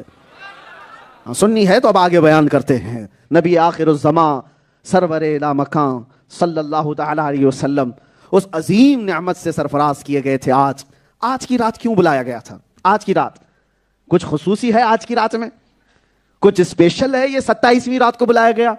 ارے شب قدر رمضان میں آتی, اس رات کو حضور کو سفر کرایا جاتا جس رات قرآن نازل ہوا. آج کی رات کا کیا تھا؟ مفسرین فرماتے ہیں بات یہ تھی کہ نبی پاک صلی اللہ علیہ وسلم جب سے تبلیغ اسلام کر رہے تھے, ہر دن کوئی نہ کوئی ایمان لے آتا تھا. حضور تبلیغ کرتے, کوئی نہ کوئی اسلام قبول کر لیتا. لیکن یہ 26ویں رجب کی, یہ جو 26ویں رجب کا دن تھا, اس پورے دن حضور کی بارگاہ میں کوئی بھی اسلام قبول نہیں کیا. اور حضور کو سب سے زیادہ غم اور تکلیف کسی بات سے ہوتی تو ایمان نہ لانے سے. کیونکہ قرآن میں اللہ نے میرے نبی کی صفت میں بیان کیا, حریص علیکم بالمؤمنین, وہ رسول ہیں, اگر سب سے زیادہ ان کو کسی چیز کی طلب ہے تو تمہارے ایمان لانے کی طلب ہے. حضور اور کسی چیز کی طلب تم سے نہیں رکھتے کہ تم جائیداد دے دو, مال دے دو, کچھ نہیں. حضور پاک صلی اللہ علیہ وسلم کو تم سے اگر کسی چیز کی طلب ہے تو تمہارے ایمان لانے کی. اور جب 26ویں رجب کو کوئی ایمان نہیں لایا تو حضور غمگین ہو گئے, دل ملال میں تھا. اور نبی پاک صلی اللہ تعالی علیہ وسلم لوگوں سے کٹ کر کے ام ہانی کے گھر گئے, دروازہ بند کر کے آرام کرنے لگے. ام ہانی آپ کی چچیری بہن ہے, اور کہا بھی کسی کو ملنے مت دینا, آنے مت دینا, میں آج آرام کروں گا. غم سے دل بوجھل ہے. کیوں؟ کوئی ایمان نہیں لایا. اور دنیا کا دستور یہ ہے, ہم جب ہائی ڈپریشن میں چلے جائیں, ٹینشن میں چلے جائیں تو کیا کرتے ہیں؟ گھومنے پھرنے کے لیے نکل جائیں, سمندر کے کنارے, کسی باغیچے میں, کسی ہل اسٹیشن پر, کہیں نہ کہیں جا کر کے اپنے دل کو ہلکا کر کے آئیں, تفریح کرنے کے لیے جائیں. دل کو ہلکا کرنے کے لیے انسانوں کا یہ مزاج ہے جب غمگین ہوتے ہیں. اور محبوب خدا جب غمگین تھا, اللہ تعالیٰ کا حبیب جب غمگین تھا, تو محبوب کی یہ شان نہیں ہے کہ وہ کسی اونچی جگہ پر جائیں, سمندر کے کنارے جائیں. اور دنیا کے باغیچے میرے نبی کے غم کو کیا ہلکا کرتے؟ رب تعالیٰ نے جبرائیل کو بھیجا, کہا جبرائیل جاؤ, میرا محبوب غمگین ہے. دنیا والے دنیا کے باغ دیکھتے ہیں, میں اپنے محبوب کو جنت کے باغات دکھاتا ہوں. آج کی رات بلاؤ میرے محبوب کو, جنت کے باغات دکھائے جائیں غم ہلکا کرنے کے لیے. اور جنت کے باغات دکھائے جائیں, عرش و کرسی دکھائی جائے, سدرۃ المنتہا دکھائے جائیں, فرشتوں کے نظارے دکھائے جائیں, انبیاء کی امامت دکھائی جائے, اور عرش و کرسی, لوح و قلم دکھائے جائیں. اس پر بھی نبی کا غم ہلکا نہ ہوا, سارے حجابات ہٹا دیے جائیں, میں خود اپنی زیارت مصطفیٰ کو کراؤں. آج کی یہ خصوصیت تھی, میرے نبی کے دل کو ہلکا کرنا تھا, میرے نبی کے غم کو تسکین میں بدلنا. رب تعالیٰ نے آج کی رات بلایا. دنیا اپنے غموں کو ہلکا کرنے کے لیے دنیا کے سیر و سفری کرتی ہے, مگر محبوب خدا جب غمگین ہو تو رب تعالیٰ جنت کی سیر کراتا ہے. اور ایک بات بڑی خاص, مفسر شہیر حکیم الامت علامہ احمد یار خان نعیمی رحمۃ اللہ تعالیٰ علیہ لکھتے ہیں کہ دیکھو کیا پیاری بات ہے, کیا پیاری بات ہے. یہ جو واقعہ معراج ہے نا, واقعہ معراج کہاں سے شروع ہو رہا ہے؟ سبحان الذی اسری بعبدہ. یہ آیت یاد ہے کہ نہیں ہے؟ اتنی تو مسلمانوں کو یاد ہونا چاہیے. 15ویں پارے کی شروع کی آیت ہے. شروع کہاں سے ہوتی ہے؟ سبحان الذی اسری بعبدہ. سبحان, سبحان, سبحان کس کو کہتے ہیں؟ اللہ تعالیٰ کی ذات کی جب پاکی بیان کی جائے. آپ کوئی بڑا کام دیکھتے ہیں تو کیا کہتے ہیں؟ ابھی میں بیان کر رہا ہوں, تھوڑی دیر میں رکوں تو آپ کیا کہیں گے؟ یہ سبحان اللہ کا لفظ آپ کی زبان پر آیا ہے کہ نہیں؟ جب کوئی اچھی بات لگے تو کیا کہتے ہیں آپ؟ پھر بولو کیا کہتے ہیں؟ یہ میری تعریف نہیں ہے, تعریف اللہ کی ہے. کیوں؟ اللہ نے اتنی بڑی چیز اس کو عطا کی ہے. سبحان اللہ. بندہ خوشیوں کے موقع پر کیا کہتا ہے؟ سبحان اللہ. اچھا یہ دیکھیں ہمارے گھروں میں بھی ماحول ایسا ہے, گھروں میں بھی ماحول ایسا ہے. بچہ کچھ بولنے لگ جائے تو آپ خوشیوں میں کیا کہیں گے؟ سبحان اللہ کہیں. اور کسی کی شادی میں خوبصورت نظر آنے لگے تو آپ کیا کہیں؟ سبحان اللہ, کیا اچھے لگ رہے ہیں. دولہا کیا لگتا ہے؟ سبحان اللہ. کسی کو خوبصورت دیکھا تو آپ نے کیا کہا؟ ماشاءاللہ بھی کہتے. سبحان اللہ, اللہ کی تعریف ہے, اللہ کی تعریف ہے. اللہ بلند و بالا ہے جو اس شان کے ساتھ اس کو عطا کیا. بات ٹھیک ہے. بندے کسی تعجب کی بات کو دیکھتے ہیں تو کیا کہتے ہیں؟ دماغ میں رکھو یہ بات, جب بھی کوئی بڑی بات دیکھیں تو بندے کیا کہتے ہیں؟ ذہن میں ہے یہ بات؟ اب سنو, معراج کی رات ہے. نبی پاک صلی اللہ تعالی علیہ وسلم جب بستر سے اٹھائے گئے, جبرائیل امین آئے اور آپ کو عرض کیا کہ اللہ تعالیٰ آسمانوں کے سفر پر آپ کو بلا رہا ہے. رسول اللہ صلی اللہ تعالی علیہ وسلم مسجد حرم میں تھے. آپ کا سینہ چاک کیا گیا اوپر سے لے کر ناف تک, اور پھر دل مبارک کو جنت کے پانیوں سے دھویا گیا, پھر رکھا گیا. پھر اس کے بعد جبرائیل امین نے کہا کہ اب یہاں سے آگے کا سفر ہے, تجلیات بھر دی گئی ہیں, جو نور کی تجلیات آپ کو آگے کے سفر کے لیے طاقتور بنائیں گی. اب سفر ہو رہا ہے, لیکن ایک بات آپ بھی کہتے ہیں آج بھی, معراج کے سفر کا دولہا کون ہے؟ ہمارے نبی پاک کی ذات, مصطفیٰ کی ذات معراج کے سفر کی کیا ہے؟ وہ دولہا ہے. مانتے ہیں کہ نہیں مانتے؟ ارے وہی تو دولہا ہے, حضور دولہا ہے. اسی لیے تو 1,24,000 کم و بیش بارات کی شکل میں مسجد اقصی میں انبیاء پہلے سے موجود تھے. دولہا آ رہا ہے, دولہے کو دیکھنا ہے, سارے نبی پہلے سے انتظار میں ہے یہ بات. اور یہ آج کی رات میرے آقا صلی اللہ تعالی علیہ وسلم کی ایسی رات, یہ بلا تشبیہ و بلا تمثیل. دنیا کی شادیاں کیا خوشیاں دیں گی, جو معراج کی رات میرے مصطفیٰ کو خوشیاں دی گئی, کیا خوشیاں دی گئی ہیں. ارے نبی پاک صلی اللہ تعالی علیہ وسلم مسجد اقصی میں آئے, اور وہاں پر ایسا نہیں ہے کہ 1 منٹ 1.5 منٹ کے لیے, بلکہ روایتیں بتاتی ہیں آدم علیہ السلام سے لے کر عیسیٰ علیہ السلام تک سارے بڑے انبیاء, وہاں جو جلیل القدر پیغمبر تھے, سبوں نے میرے نبی کی شان میں قصیدے بھی بیان کی, خطبے بھی پڑھے, اور نبی پاک نے ان کی امامت کرائی. جو نماز تھی وہ نبیوں کی نماز تھی, جس کے امام میرے مصطفیٰ تھے. رسول پاک صلی اللہ تعالی علیہ وسلم امام الانبیاء, امام المرسلین, امام الہدا, حضور پاک صلی اللہ تعالی علیہ وسلم کا یہ سفر معراج سننے کے لیے. اب جو پوائنٹ میں کہنے چاہ رہا ہوں, توجہ چاہتا ہوں. ہمارے گھر سے جیسے ہی کوئی دولہا بنتا ہے, بہت سارے کنوارے بھی ہوں گے, بنے, اللہ تعالیٰ جلدی ان کو شادی عطا کرے, کیونکہ یہ دعا بھی کرنا ہے کہ اچھی اور نیک اور صالح عورت کسی کو مل گئی تو میرے آقا فرماتے ہیں اس کو آدھی دنیا مل گئی. ہاں, اگر بگڑے ہوئے ہے تو آدھی جہنم دنیا میں ہے اس کی. دعا کرو ربنا آتنا فی الدنیا حسنہ, اے اللہ ہمیں دنیا میں سب سے بہترین چیز عطا کر, وہ عورت عطا کر جو تیرے سے قریب کرے. خیر, شادی کی بات آئی ہے تو اس لیے میں کہہ رہا ہوں, شادیوں کی جو خوشیاں ہیں, مجھے مثال بتانا ہے. عام طور پر رواج یہ ہے کہ دولہے کو گھوڑے پر بٹھا دیتے ہیں, گھوڑے پہ نہیں گھوڑی پہ, رواج یہی ہے نا, چاہے گھوڑے پہ بیٹھے, گھوڑی پہ بیٹھے, سواری پہ بیٹھتا ہے. دولہے کی ایک شان ہوتی ہے, حالانکہ ضروری نہیں ہوتا. اب تو یہاں ممبئی والے کہاں گھوڑی ڈھونڈیں گے, یہاں تو مرسیڈیز میں چلے جائیں گے. ہے تو کوئی سواری میں بیٹھتا ہے, کوئی سواری میں بیٹھتا ہے. کیسے؟ سج دھج کر کے, تیار ہو کر کے, صحرا پہن کر کے بیٹھتا ہے, اور اس کو لے جانے والے اس کے قریبی رشتہ دار, ارے ماں بھی ہوتی ہے, باپ بھی ہوتا ہے, بھائی بھی ہیں, بہنیں بھی ہیں, ارے ان کی بلائیں اتار رہی ہوتی ہیں, صدقہ اتار رہی ہوتی ہیں. یہ جب شادی میں جانے کا وقت ہوتا ہے, تو جب دولہا پورا ٹوٹل ریڈی ہو جائے اور سواری پر بیٹھ جائے, تو لوگوں کی زبان سے اس کو دیکھ کر کے کیا نکلتا ہے؟ سبحان اللہ. کیا نکلتا ہے؟ اب سنو, یہ دولہا جب سواری پر بیٹھ جاتا ہے تو دنیا اس کو کہتی ہے دیکھ کر سبحان اللہ کیا خوبصورت لگ رہا ہے. لیکن میرے آقا بلا تشبیہ بلا تمثیل یہ دنیا کے دولہوں کی مثال ہے. نبی آخر الزمان صلی اللہ تعالی علیہ وسلم معراج کی سفر پر جانے لگے. کون تھا گھر پر؟ ام ہانی کے گھر آرام کر رہے ہیں. لیکن جب اٹھایا گیا, جبرائیل امین ساتھ ہیں, اور اس رات میرے آقا دولہا بنائے جا رہے ہیں, اور جنت سے پانی لایا گیا ہے, دھلا گیا ہے, کون سا لباس پہنایا گیا یہ وہ جانے. اور سواری کیا لائی گئی؟ براق کی سواری. جہاں تمہاری نظر جائے وہاں اس کا پہلا قدم پڑے. یہ براق کی سواری کھڑی ہے, ارے نورانی سواری ہے, اور اس پر جبرائیل امین نے کہا سوار ہو جائیں. میرے آقا بیٹھے ہیں. آج میرے آقا صلی اللہ تعالی علیہ وسلم, یہ وہ رات ہے جو دولہا کی رات ہوتی ہے, اور سجنے کی رات ہے, تیار ہونے کی رات ہے. ایسے وقت میں رشتہ دار قریب ہوتے ہیں, مگر میرے آقا صلی اللہ علیہ وسلم کی ماں بہت کم عمری میں فوت ہو چکی تھی, اور باپ میرے آقا کے پیدا ہونے سے پہلے انتقال کر چکے تھے. نبی پاک صلی اللہ علیہ وسلم کے سگے بھائی نہیں, سگی بہنیں نہیں, رشتہ داروں میں کوئی آس پاس نہیں. دولہا جب بھی یہاں پر اپنی بارات میں جا رہا ہوتا ہے تو رشتہ دار کھڑے ہو کر کے اس کی بلائیں اتار رہے ہیں, صدقہ اتار رہے ہوتے ہیں. لیکن جب نبی جا رہے ہیں, براق کی سواری پر بیٹھے ہیں, کوئی نہیں ہے, ماں بھی نہیں ہے, باپ بھی نہیں ہے, بھائی بہن بھی نہیں ہے, لیکن براق پر جیسے ہی بیٹھے میرے رب نے پکارا. دنیا دولہوں کو دیکھ کر سبحان اللہ کہتی ہے, محبوب تو براق پر بیٹھا ہے, اور کوئی اور نہیں کہے گا, میں کہوں گا سبحان الذی اسریٰ بعبدہ. رب نے فرمایا کیا اس پورے واقعے کو, سبحان الذی. یہ بھی سبحان اللہ کس نے کہا؟ ارے ہم تو اللہ کی تسبیح بیان کرتے ہیں اچھی چیز کو دیکھ کر, محبوب کی شان وہ ہے کہ خود بیان کرتا ہے سبحان اللہ.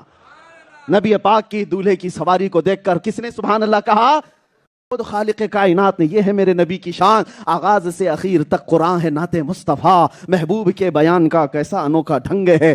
میرے عزیزو, یہ یہاں تک شروعات ہے. اس کے بعد وہ سواری پر بیٹھے, یہ بھی ایک دلیل ہے ان خبیثوں کے لیے جو کہتے ہیں روح کے ساتھ سفر کیے تھے. ارے روح کے لیے براق کی کیا ضرورت تھی؟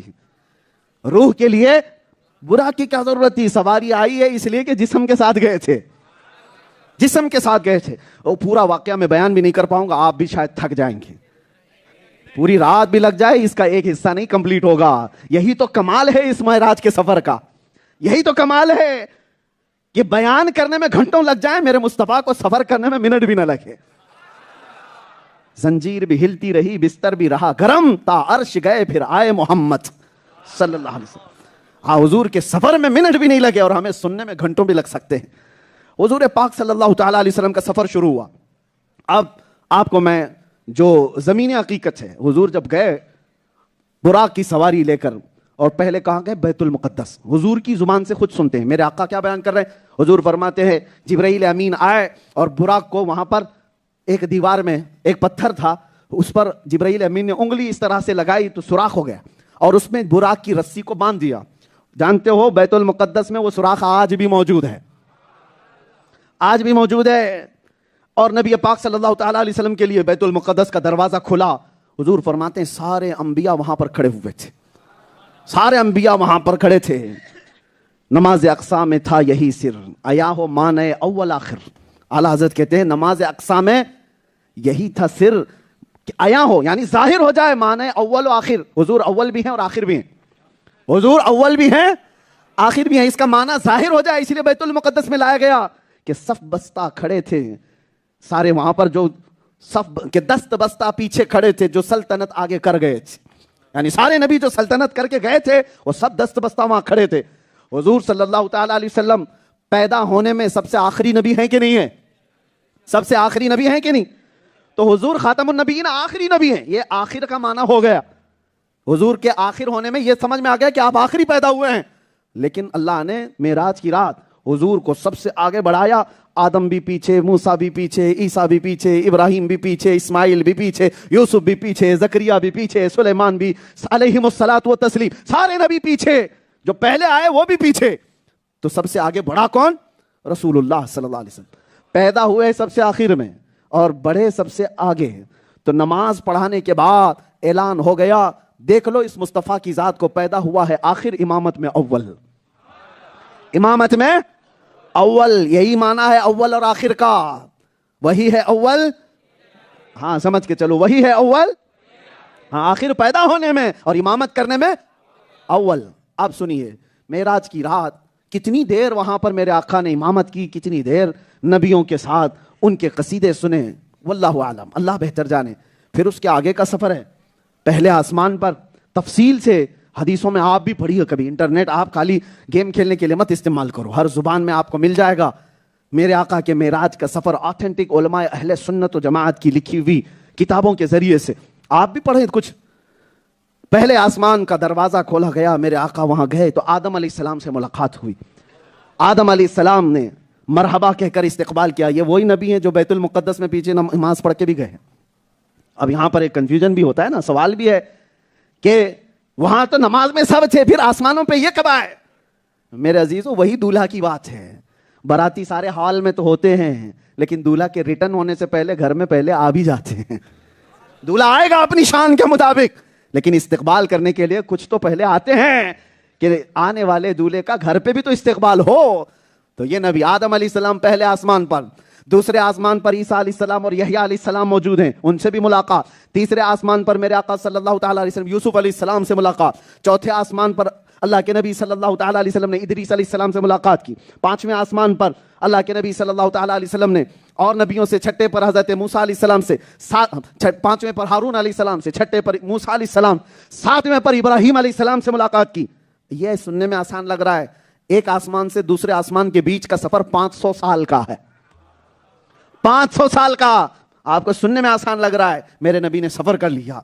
اور ساتویں آسمان کے بعد جب ابراہیم علیہ السلام سے بھی ملاقات ہوئی تو جبرائیل امین ساتھ ساتھ جا رہے ہیں لے کر، اور اس رات سنا کہ ملائے اعلیٰ فرشتوں نے قندیلیں روشن کرتی کہ نبی پاک آ رہے ہیں، محبوب خدا آ رہے ہیں، جنت سے مشالیں روشن کر دی جائیں، مشالیں روشن کر دی جائیں۔ ایک بزرگ بیان کرتے ہیں کہ اللہ تعالیٰ نے فرشتوں سے کہا یہ قندیلیں یا مشالیں کیوں روشن کر رہے ہو؟ رات کے وقت مصطفیٰ آ رہے ہیں، رکھ دو۔ اس لیے کہ میں نے اپنے نبی کے چہرے پر 70,000 حجابات رکھے ہیں، اور وہ حجابات میں سے ایک بھی ہٹ جائے تو زمین و آسمان کے بیچ روشن ہو جائے۔ اتنا نور مصطفیٰ کے چہرے پر اللہ نے رکھا ہے کہ رات کی اندھیریوں میں مشالوں کی ضرورت نہیں ہے، وہ جس طرف جائیں روشنی ادھر چلی جائے۔ ارے میرے آقا مسکرا بھی دیتے تو حضرت عائشہ صدیقہ کہتی ہیں میری سوئی گر گئی تھی، حضور کے دانتوں کی چمک سے میں نے سوئی پا لی تھی۔ ارے سوئی دیکھنے کے لیے ہائی پاور کا لائٹ چاہیے، چھوٹے موٹے ڈم لائٹ پہ دیکھ بھی نہیں سکتے۔ اور میرے حضرت عائشہ یہ نہیں کہہ رہی ہیں حضور کے چہرے سے میں نے دیکھ لیا، بلکہ یہ کہتی حضور کے دانت سے جو روشنی آ رہی تھی اس سے مجھے اپنی کھوئی بھی سوئی مل گئی تھی۔ ارے دانتوں کا یہ حال ہے تو چہرے پاک کا حال کیا ہے؟ یہی تو بات ہے کہ حضرت جابر بن سمرہ، آج کی رات ہم طلب یہی کرتے ہیں، میں جھوم کر بیان بھی اسی لیے کرتا ہوں کہ وہ خوش ہو جائیں اور عطا کرنے پر آئیں۔ تو میرے عزیزو یہ کوئی بڑی بات نہیں ہے کہ جب وہ عطا کرنے پر آئیں تو پھر یہ کہہ دیں کہ حجابات ہٹا دو، محمد کی زیارت تو بھی کر لے۔ بس ہم اسی طلب میں جھوم کر بیان بھی کرتے ہیں، میرے آقا کی عنایت ہو جائے، اور ہم دعا بھی یہ کر کے جاتے ہیں میرے آقا آؤ کہ مدت ہوئی ہے تیری راہ میں آنکھیاں بچھاتے بچھاتے، بڑے دن ہو گئے ہیں تیری حسرتوں میں تیری یادوں میں، بڑے دن ہو گئے گھر کو سجاتے سجاتے، سنا ہے آپ ہر عاشق کے گھر تشریف لاتے ہیں، میرے گھر میں بھی ہو جائے چراغاں، وہ آئیں گے آتے ہوں گے ابھی آئیں گے، یہی سوچ کے ہم نے محفل کو سجا رکھا ہے۔ ہوا کا موسم بتا رہا ہے، وہ زلف اپنی لہرا رہے ہیں، سواری طیبہ سے چل پڑی ہے، حضور تشریف لا رہے ہیں۔ یہ سنیوں کے لیے ہے، یہ صرف سنیوں کے لیے یہ عقیدہ رکھ کر کے بیٹھتے ہیں۔ میں بات یہ کہہ رہا تھا چہرے مصطفیٰ میں وہ نور تھا کہ جابر بن سمرہ کہتے ہیں ایک رات ایسی آئی تھی مدینے میں 14ویں کا چاند طلوع تھا، 14ویں کا چاند دیکھتے ہو پورے آفتاب کے ساتھ، اور حضرت جابر کہتے ہیں میں گھر سے نکلا، رات کا وقت تھا، 14ویں کا چاند طلوع تھا، مسجد نبوی کے قریب گیا تو حضور اپنے حجرے سے لال جبہ پہن کر باہر نکلے تھے، سرخ دھاری دار جبہ تھا اور اس میں چمکتا ہوا میرے آقا کا چہرہ۔ حضرت جابر کہتے ہیں میں کبھی چاند کو دیکھتا اور کبھی چہرے مصطفیٰ کو دیکھتا، کبھی چاند کو دیکھتا کبھی چہرے مصطفیٰ کو دیکھتا، کبھی ادھر کبھی ادھر، مجھے یہ سوچنا تھا یہ زیادہ خوبصورت ہے کہ یہ زیادہ خوبصورت ہے، چہرے پاک کو دیکھتا اور کبھی 14ویں کے چاند کو دیکھتا۔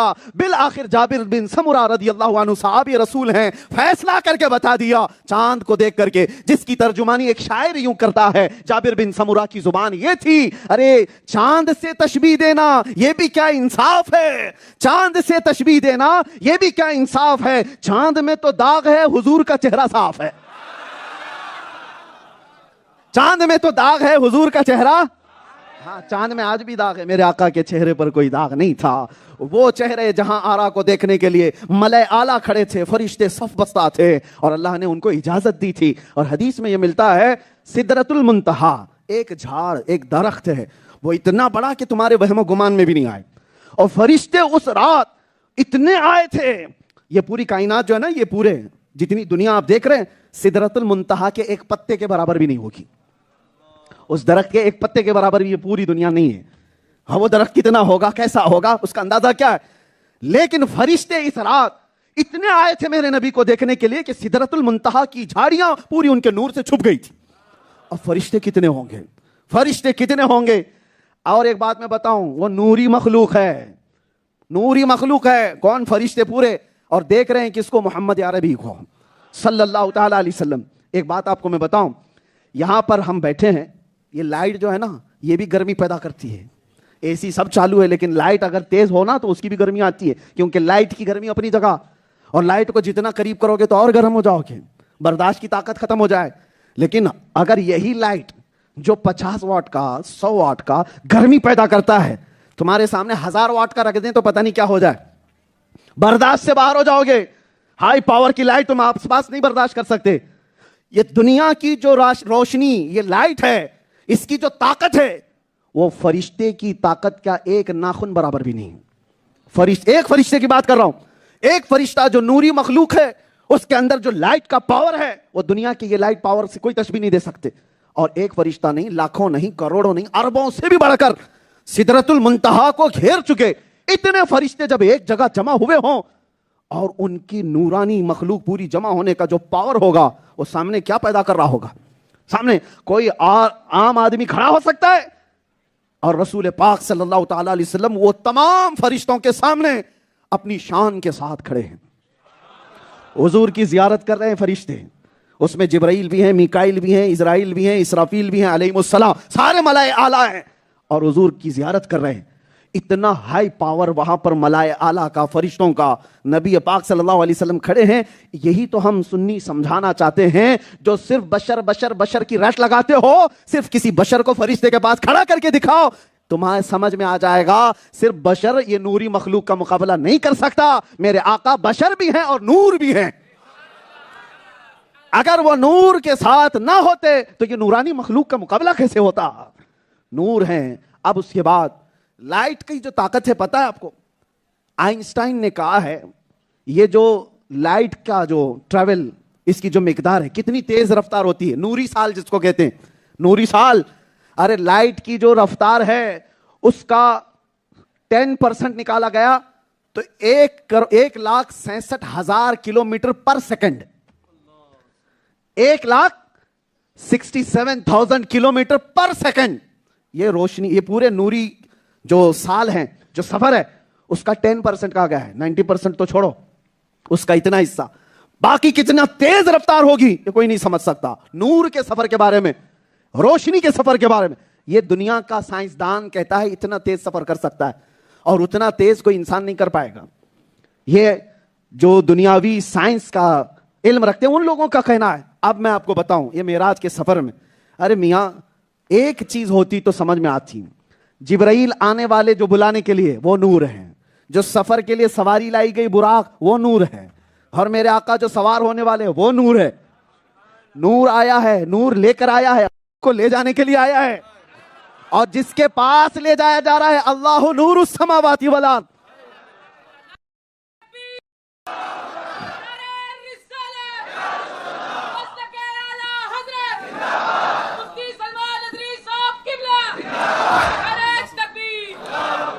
آج کی رات صرف میرے مصطفیٰ کے نعرے, کسی اور کی عزت نہیں, صرف نبی پاک کی.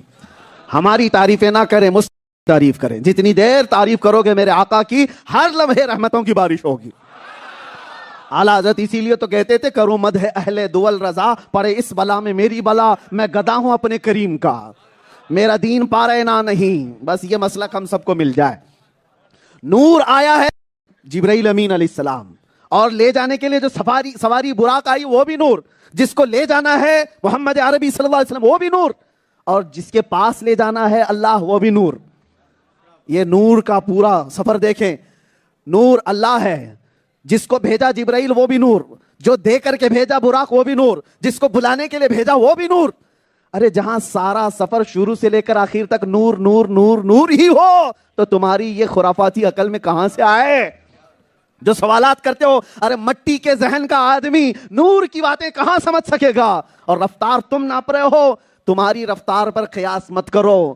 تم اپنے کاموں پر نبی پاک کے کاموں کو قیاس نہ کرو. ارے میں نہیں اتنا جا سکتا, وہ کیسے جا سکتے ہیں, تیری حیثیت اور ہے, میرے آقا کا مقام اور ہے. ہاں لوگ پہلے کے زمانے میں نوح علیہ السلام کے جو امتی تھے وہ یہی تو کہتے تھے کیسے نبی ہیں, یا بازاروں میں چلتے پھرتے ہیں, کھاتے پیتے ہماری طرح تو ہیں, لیکن یہ نبی کیسے ہیں. وہ بولی کفار و مشرکین کی ہے, ایمان والوں کی بولی نہیں ہے.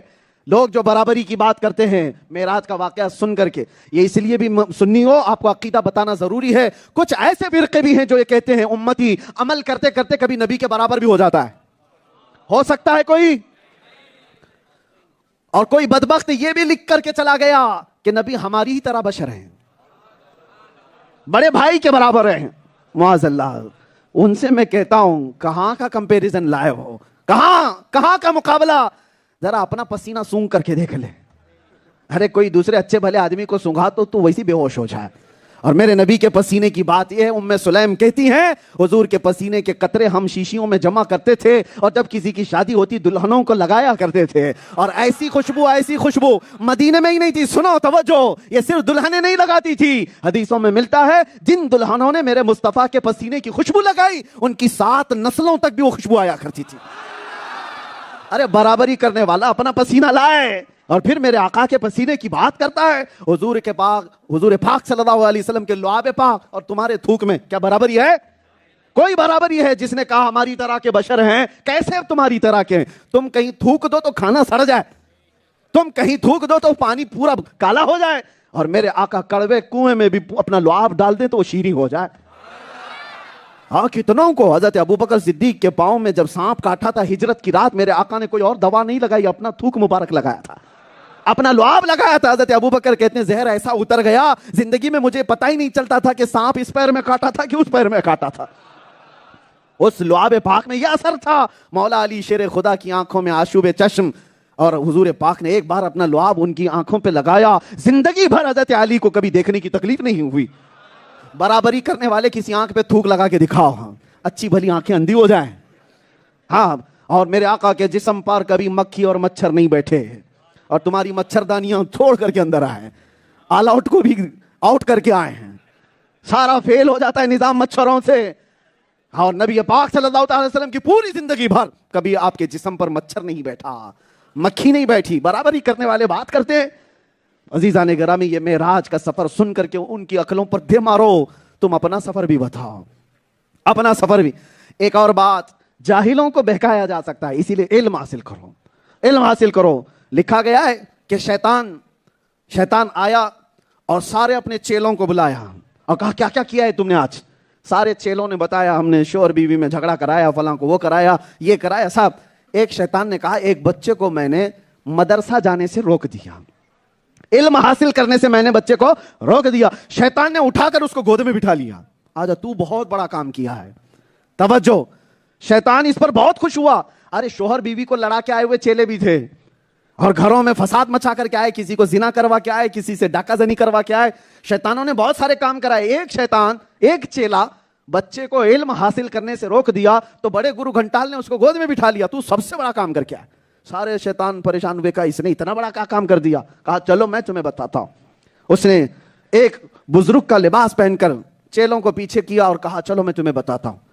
علم حاصل کرنے کے بعد ہمیں دوسرے کو بہکانا کتنا مشکل ہو جاتا ہے.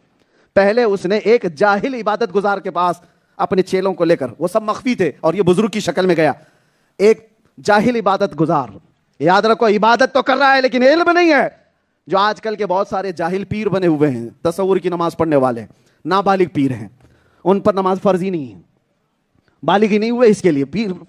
وہ ایسا کوئی پیر ہے تو وہ پیر ہے, وہ شریعت مصطفیٰ کو چھوڑنے والا کوئی پیر ہو ہی نہیں سکتا, چاہے کوئی بھی ہو. ایسا جاہل پیر بیٹھا ہوا تھا. شیطان گیا وہاں پر, جا کر کے کہا حضور آپ کی عبادتیں اتنی, آپ کی ریاضتیں اتنی اللہ نے بہت پسند کیا ہے, اور اللہ تعالیٰ اتنا پسند کیا آپ کی عبادتوں کو کہ آج معراج میں بلا لیا آپ کو. ہاں پیر صاحب خوش ہو گئے, کہا اللہ نے مجھے معراج میں بلایا, جلدی جلدی اٹھا اور جبہ پہنے اور تیار ہو گئے. ہاں سفر معراج پر جانے کے لیے, اور یہ ابلیس بزرگ بن کر کے آیا ہے. اور پیر صاحب اٹھ گئے, جاہل کی بات کر رہا ہوں, جاہل لیکن عبادت تو بہت کرتا تھا, اسے اپنی عبادتوں پہ فخر تھا. اور اٹھ گیا, کہا کہ مجھے اللہ نے پسند کیا, بلایا, چلو ساتھ میں. شیطان باہر ایک گدھا لا کے کھڑا کیا تھا, اور وہ جاہل پیر صاحب کو گدھے پہ بٹھایا, کہا یہ براق ہے تمہاری, اور اس براق کو لے کر بھگایا. اور گدھا جیسی بھاگا تو ایک بہت بڑا گڑا تھا کچرا کرکٹ کا, اس میں گرا دیا. پیر صاحب گرے اور پوچھا یہ کیا ہے؟ کہا یہ پہلا آسمان ہے.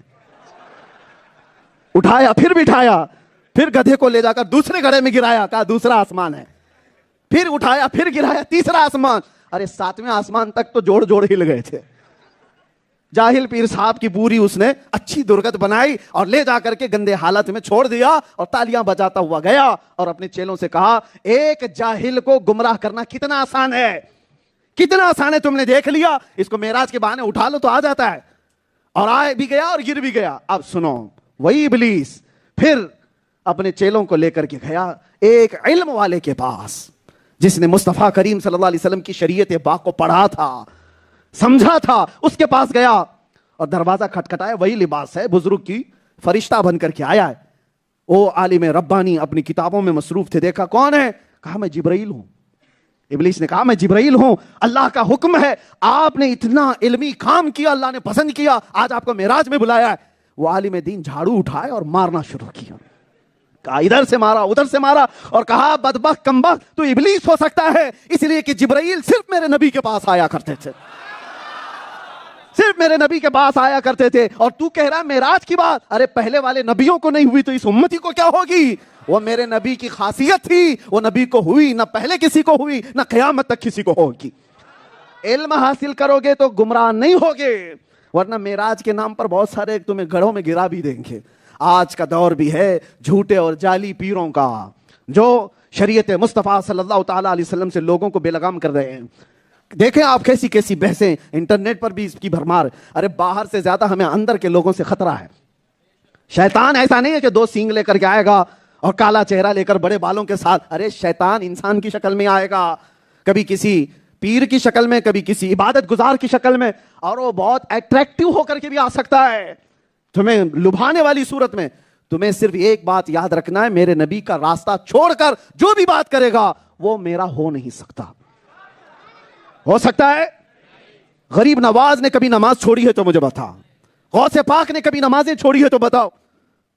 جب اتنے بڑے بڑے اولیاء نے نماز نہیں چھوڑی تو یہ جھوٹے پیر کہتے ہیں ہم تو تصور کی نماز پڑھتے ہیں.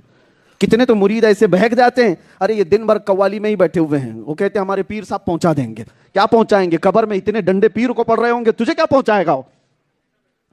ہاں، نماز کی جو تلقین نہیں کرتا، جو شریعت مصطفیٰ کی بات نہیں کرتا، وہ تمہیں کہیں نہیں پہنچا سکتا، وہ گڑھے میں پہنچائے گا. ایک بات یاد رکھو میرے عزیزو، جھوٹوں کی دنیا سے اپنے آپ کو بچائے رکھنا تمہاری ایمان کا امتحان ہے یہ. ورنہ صدیق اکبر جیسی ذات، فاروق اعظم جیسی ذات، عثمان غنی جیسی ذات، ارے حیدر کرار، توجہ، جو آج علی علی علی علی کرنے پر لوگوں کو کوئی تکلیف ہوتی ہو تو وہ بھی سنیں، مولا علی کی بات کرنے والے لوگ وہ بھی سنیں. حضرت علی وہ ایمان کی علامت ہے کہ نہیں؟ ایمان کی علامت ہے. وہ علی جب رسول اللہ خود ان کے زانوں پر سر رکھ کر سو رہے ہوں اور حضرت علی کی عصر کی نماز چھوٹ گئی ہو، وہ کس کے لیے چھوٹی تھی؟ نبی کے لیے، نبی کے لیے چھوٹی. تب بھی حضرت علی کی آنکھوں میں آنسو آ گئے تھے کہ میری نماز چھوٹی ہے. اور نبی پاک بیدار ہوئے تو یہ نہیں کہا کہ علی سب معاف ہے، چھوڑ دے، میرے لیے چھوڑا ہے تو معاف ہے. نہیں، میرے آقا نے ڈوبے ہوئے سورج کو پلٹا دیا، کہا علی نماز فرض ہے، تو نماز پڑھ لے. اور علی کا نام لینے والے کہتے معاف ہو جائے گا سب، پیر صاحب بخشوا دیں گے. حضرت علی کے لیے میرے آقا نے فرمایا سورج ڈوب بھی گیا تو پلٹا کر کہا نماز پڑھ لو، نماز پڑھ لو. اور یا نماز سے برگشتہ کرنے والے لوگ یہ کہاں سے شریعت مصطفیٰ کے ہو سکتے ہیں؟ نماز حقیقت میں ہے کیا؟ میرے نبی کی اداؤں کا تو نام ہے، کوئی الگ سے ہے؟ یہ ہم کھڑے ہوتے ہیں، یہ کس کی ادا ہے؟ نبی کی ادا ہے. رکوع میں جاتے ہیں، کس کی ادا ہے؟ سجدے میں جاتے ہیں، کس کی ادا ہے؟ قعدے میں بیٹھتے ہیں، کس کی ادا ہے؟ یہ ساری اداؤں کا مجموعہ ہی نماز ہے. اور جو عاشق رسول اپنے آپ کو کہتا ہے وہ اپنے محبوب کی اداؤں پہ کیسے نہیں عمل کر سکتا؟ وہ اپنے نبی کی اداؤں پر عمل کرے. آج کی رات یہ بتانا ضروری اس لیے بھی ہے کہ آج کی رات کا عظیم تحفہ بھی ہمارا نماز ہی ہے. میرے آقا آج کی رات لائے کیا تھے امت کے لیے؟ نماز لائے تھے. نماز کو چھوڑ کر کے اگر کوئی یہ سوچتا ہے وہ پہنچا رہے ہیں، یہ پہنچا رہے ہیں، کہیں کوئی نہیں پہنچا رہا ہے، کہیں کوئی نہیں پہنچا رہا ہے. پاک میں اللہ تعالیٰ نے فرمایا بہت سارے لوگ وہ ہیں، سورہ مدثر کی آیت ہے کہ جہنمیوں کو پوچھا جائے گا کیوں تم دوزخ میں آ گئے؟ تو کہیں گے لم نک من المصلین، ہم نماز نہیں پڑھتے تھے. اکثر دوزخ میں جانے والے یہ کہیں گے ہم نماز نہیں پڑھتے تھے. ارے معراج میں حضور تحفہ اپنی امت کے لیے لائے. تم اگر عشق کرتے ہو تو وہ تحفہ کبھی ٹھکرا نہیں سکتے. میں اگر کوئی چیز دوں آپ کو، آپ پھینک دیں گے میرے سامنے؟ میں اپنا امامہ اتار کر کے دوں، محبت کرنے والے کی بات کر رہا ہوں، تو کیا پھینک کر چلا جائے گا؟ اور پھینک کر کے جائے گا تو مجھے برا لگے گا کہ نہیں؟ نبی پاک آج کی رات رب کی حضور جا کر کے اپنی امت کے لیے نمازوں کا تحفہ لائے اور اپنی امت کو کہا یہ لو رب کا تحفہ ہے. امتی اگر قبول کر لیا تو اس نے اپنے نبی کی آنکھوں کو ٹھنڈا کر دیا، اور جس نے چھوڑ دیا اس نے ٹھکرایا ہے، وہ محبت میں جھوٹا ہے. اسی لیے میرے عزیزوں نمازوں کی پابندی کیا کر رہے ہیں. اب میں سمیٹتا ہوں، دیکھیں وقت کیسا گزرتا گیا. خبر ہی نہیں ہے. جو بات مجھے کہنی تھی، معراج کا واقعہ سنتے رہتے ہیں لیکن سوالات کرنے والوں کی بوچھار ہر زمانے میں رہی ہے. میرے آقا جب بیان کر رہے تھے، مکہ کے کافروں نے کیا کہا؟ پوچھا آپ تو کہہ رہے ہیں بیت المقدس گئے تھے آپ، ذرا بتائیے بیت المقدس کیسا ہے، دروازے کتنے ہیں، محراب کہاں ہے؟ ظاہر سی بات ہے اگر میں کہوں یا آپ بھی کہیں میں بغداد جا کے آیا تو لوگ یہ پوچھیں گے نا کہ کیسا ہے وہ بغداد، بتائیے. حضور نے جب یہ کہا میں بیت المقدس نبیوں کی امامت کر کے آیا، آپ بتائیے. حضور سنو، حدیث میں ہے نبی پاک صلی اللہ تعالیٰ علیہ وسلم ان کے سامنے بیٹھے اور کہنے لگے بیت المقدس میں اتنے دروازے ہیں، اتنے محراب ہیں، فلاں محراب میں یہ نقش ہے، فلاں محراب میں یہ نقش ہے، اور اس میں زکریا کا محراب کہاں ہے، محراب مریم کہاں ہے. نبی پاک صلی اللہ علیہ وسلم ایک ایک دیوار، ایک ایک دروازے کو بتانے لگ گئے. ارے بار بار سفر کرنے والا بھی نہیں بتاتا. ابھی آپ مسجد میں آئے، پتہ نہیں کتنی بار آئے اور گئے، ابھی میں پوچھوں آنکھ بند کرو بتاؤ مسجد میں کتنے پنکھے لگے ہیں، تو آپ کہیں گے مولانا ہم پنکھے گننے تھوڑی نہ آتے، نماز پڑھنے آتے ہیں. پلر کتنے بتاؤ، یہ بھی شاید یاد نہ رہ جائے. بار بار آنے والے کو یاد نہیں. میرے آقا ایک بار گئے بیت المقدس اور بیان ایسے کر رہے ہیں کہ ساری چیزیں بار بار دیکھی ہوں. صحابہ نے پوچھا بھی اس بات کو، توجہ عقیدے کی بات کر رہا ہوں. صحابہ نے پوچھا بھی یا رسول اللہ صلی اللہ علیہ وسلم جو لوگ بار بار جاتے وہ نہیں بیان کر سکتے اور آپ رات کے ایک مختصر حصے میں بیت المقدس کا ہر دروازہ بیان کر رہے ہیں. میرے آقا نے فرمایا اے میرے صحابہ، جیسے ہی کفار نے مجھ سے سوال کیا بیت المقدس کیسا ہے، رب تعالیٰ نے پورا بیت المقدس میری آنکھوں کے سامنے کر دیا. یہی تو ہمارا ایمان ہے. ہم یہاں سے پکارے وہ وہاں سے سنے. مصطفیٰ کی سماعت پہ لاکھوں سلام، دور و نزدیک کے سننے والے وہ کانے لالے کرامت پہ، اور جس طرف اٹھ گئی دم میں دم آ گیا اس نگاہ عنایت پہ لاکھوں سلام.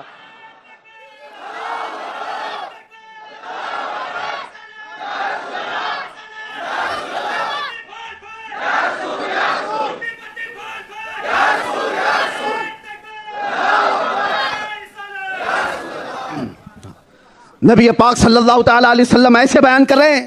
صحابہ نے پوچھا بھی تو آپ نے کیا فرمایا؟ رب نے بیت المقدس میری نگاہوں کے سامنے کر دیا، میں ہر چیز کو دیکھ دیکھ کر بیان کر رہا تھا.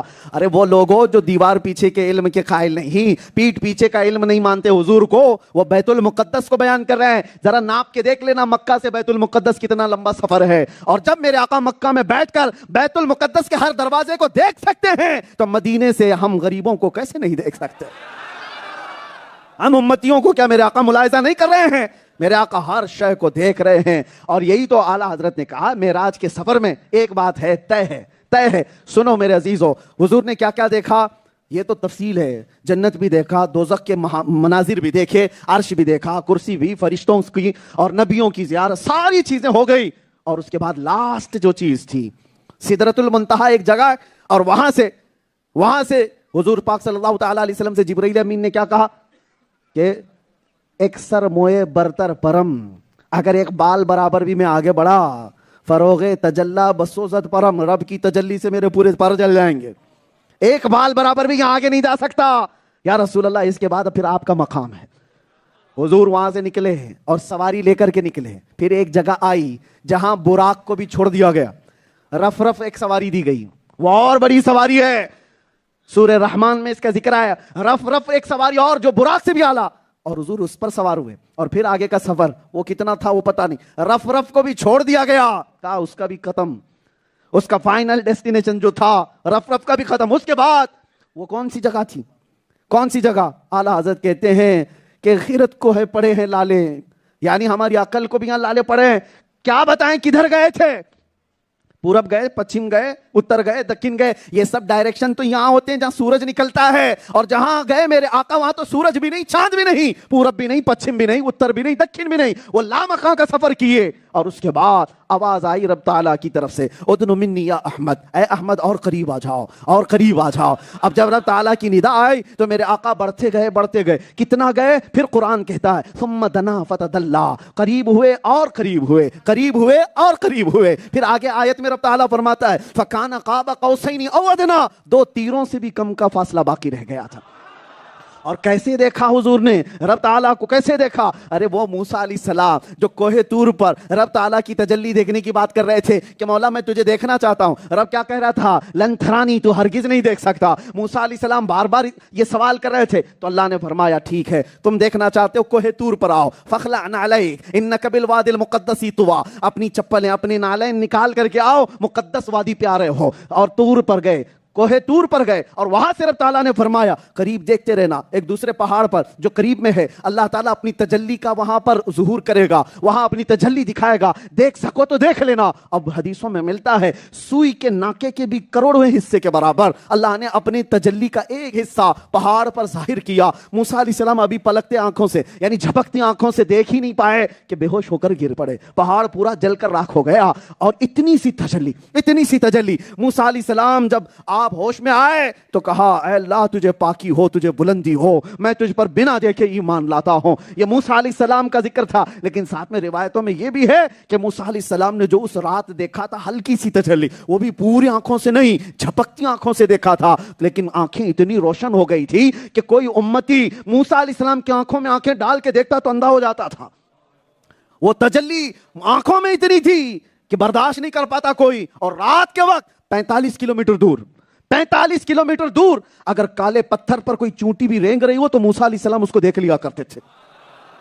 45 کلومیٹر دور رات کے وقت کوئی چونٹی پتھر پر رینگ رہی ہو، موسیٰ علیہ السلام کی آنکھیں اسے دیکھ سکتی تھی۔ اتنی ہلکی تجلی دیکھنے کے بعد موسیٰ کلیم کی آنکھوں کا یہ حال تھا۔ اب میرے مصطفیٰ کی بارگاہ میں آؤ، وہاں پہنچے جہاں کسی کا گمان نہ پہنچے، وہاں پہنچے جہاں کسی کا خیال نہ پہنچے۔ رف بھی ختم اور سواری براق بھی ختم، جبرائیل کی انتہا بھی ہو گئی۔ اب اس کے بعد صرف ایک آواز آئی، ادن منی یا احمد، اور قاب قوسین او ادنیٰ قرآن کہہ رہا ہے۔ اب دیکھا کیسے؟ وہ بھی قرآن سے سنو، سورہ نجم کی آیت ہے، رب تعالیٰ فرماتا ہے ما زاغ البصر وما طغى لقد رأى من آیات ربه الکبریٰ۔ اللہ فرماتا ہے مصطفیٰ اپنے رب کو کیسے دیکھے؟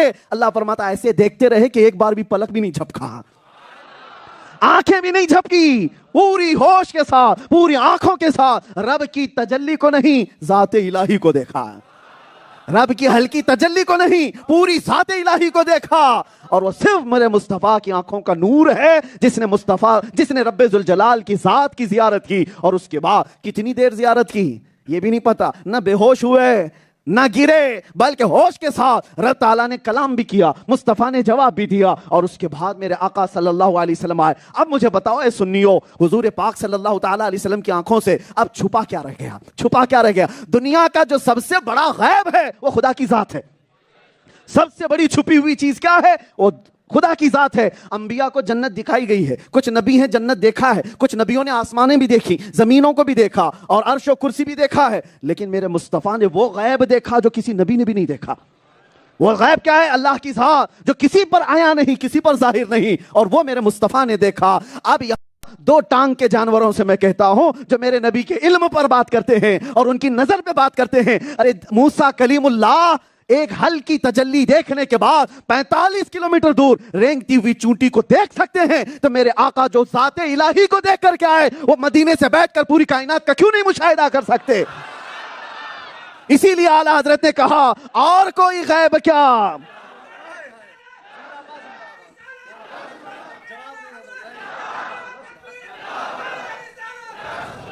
اب تو کھڑا ہونا پڑے گا۔ آپ لوگ نہیں، میں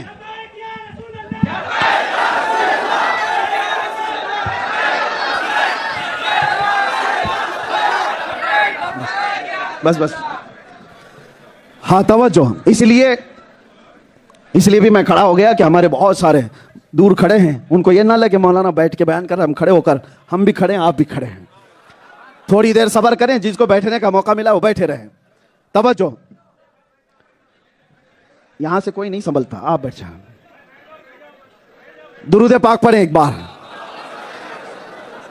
اللہم صلی علی سیدنا محمد معدن الجود والکرم وآلہ واصحابہ الکرام وابنہ الکریم وبارک وسلم صلاۃ دائمۃ سرمدا ابدا۔ بس سنیے، رات کا پہر گزرتا جا رہا ہے، معراج کا یہ فلسفہ لوگوں کے درمیان بیان ہوتا جا رہا ہے۔ بات یہ تھی کہ دنیا کا سب سے بڑا غیب کیا ہے؟ وہ خدا کی ذات ہے، اللہ کی ذات ہے۔ اور اس معراج کی رات رب تعالیٰ نے وہ غیب بھی باقی نہیں رکھا۔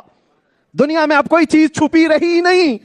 جو سب سے بڑا غیب تھا اللہ نے حجابات ہٹا دیے اور مصطفیٰ کو اپنی ذات کا بھی مشاہدہ کرایا، اپنی ذات کی بھی زیارت کرائی۔ اب سب سے بڑا غیب جس رسول نے دیکھ لیا، اس کے بعد اب چھپا کیا رہ گیا؟ اب کون سی چیز باقی رہ گئی؟ اسی کو اعلیٰ حضرت امام اہل سنت کہتے ہیں اور کوئی غیب کیا تم سے نہاں ہو بھلا۔ نہاں کہتے چھپی ہوئی چیز کو۔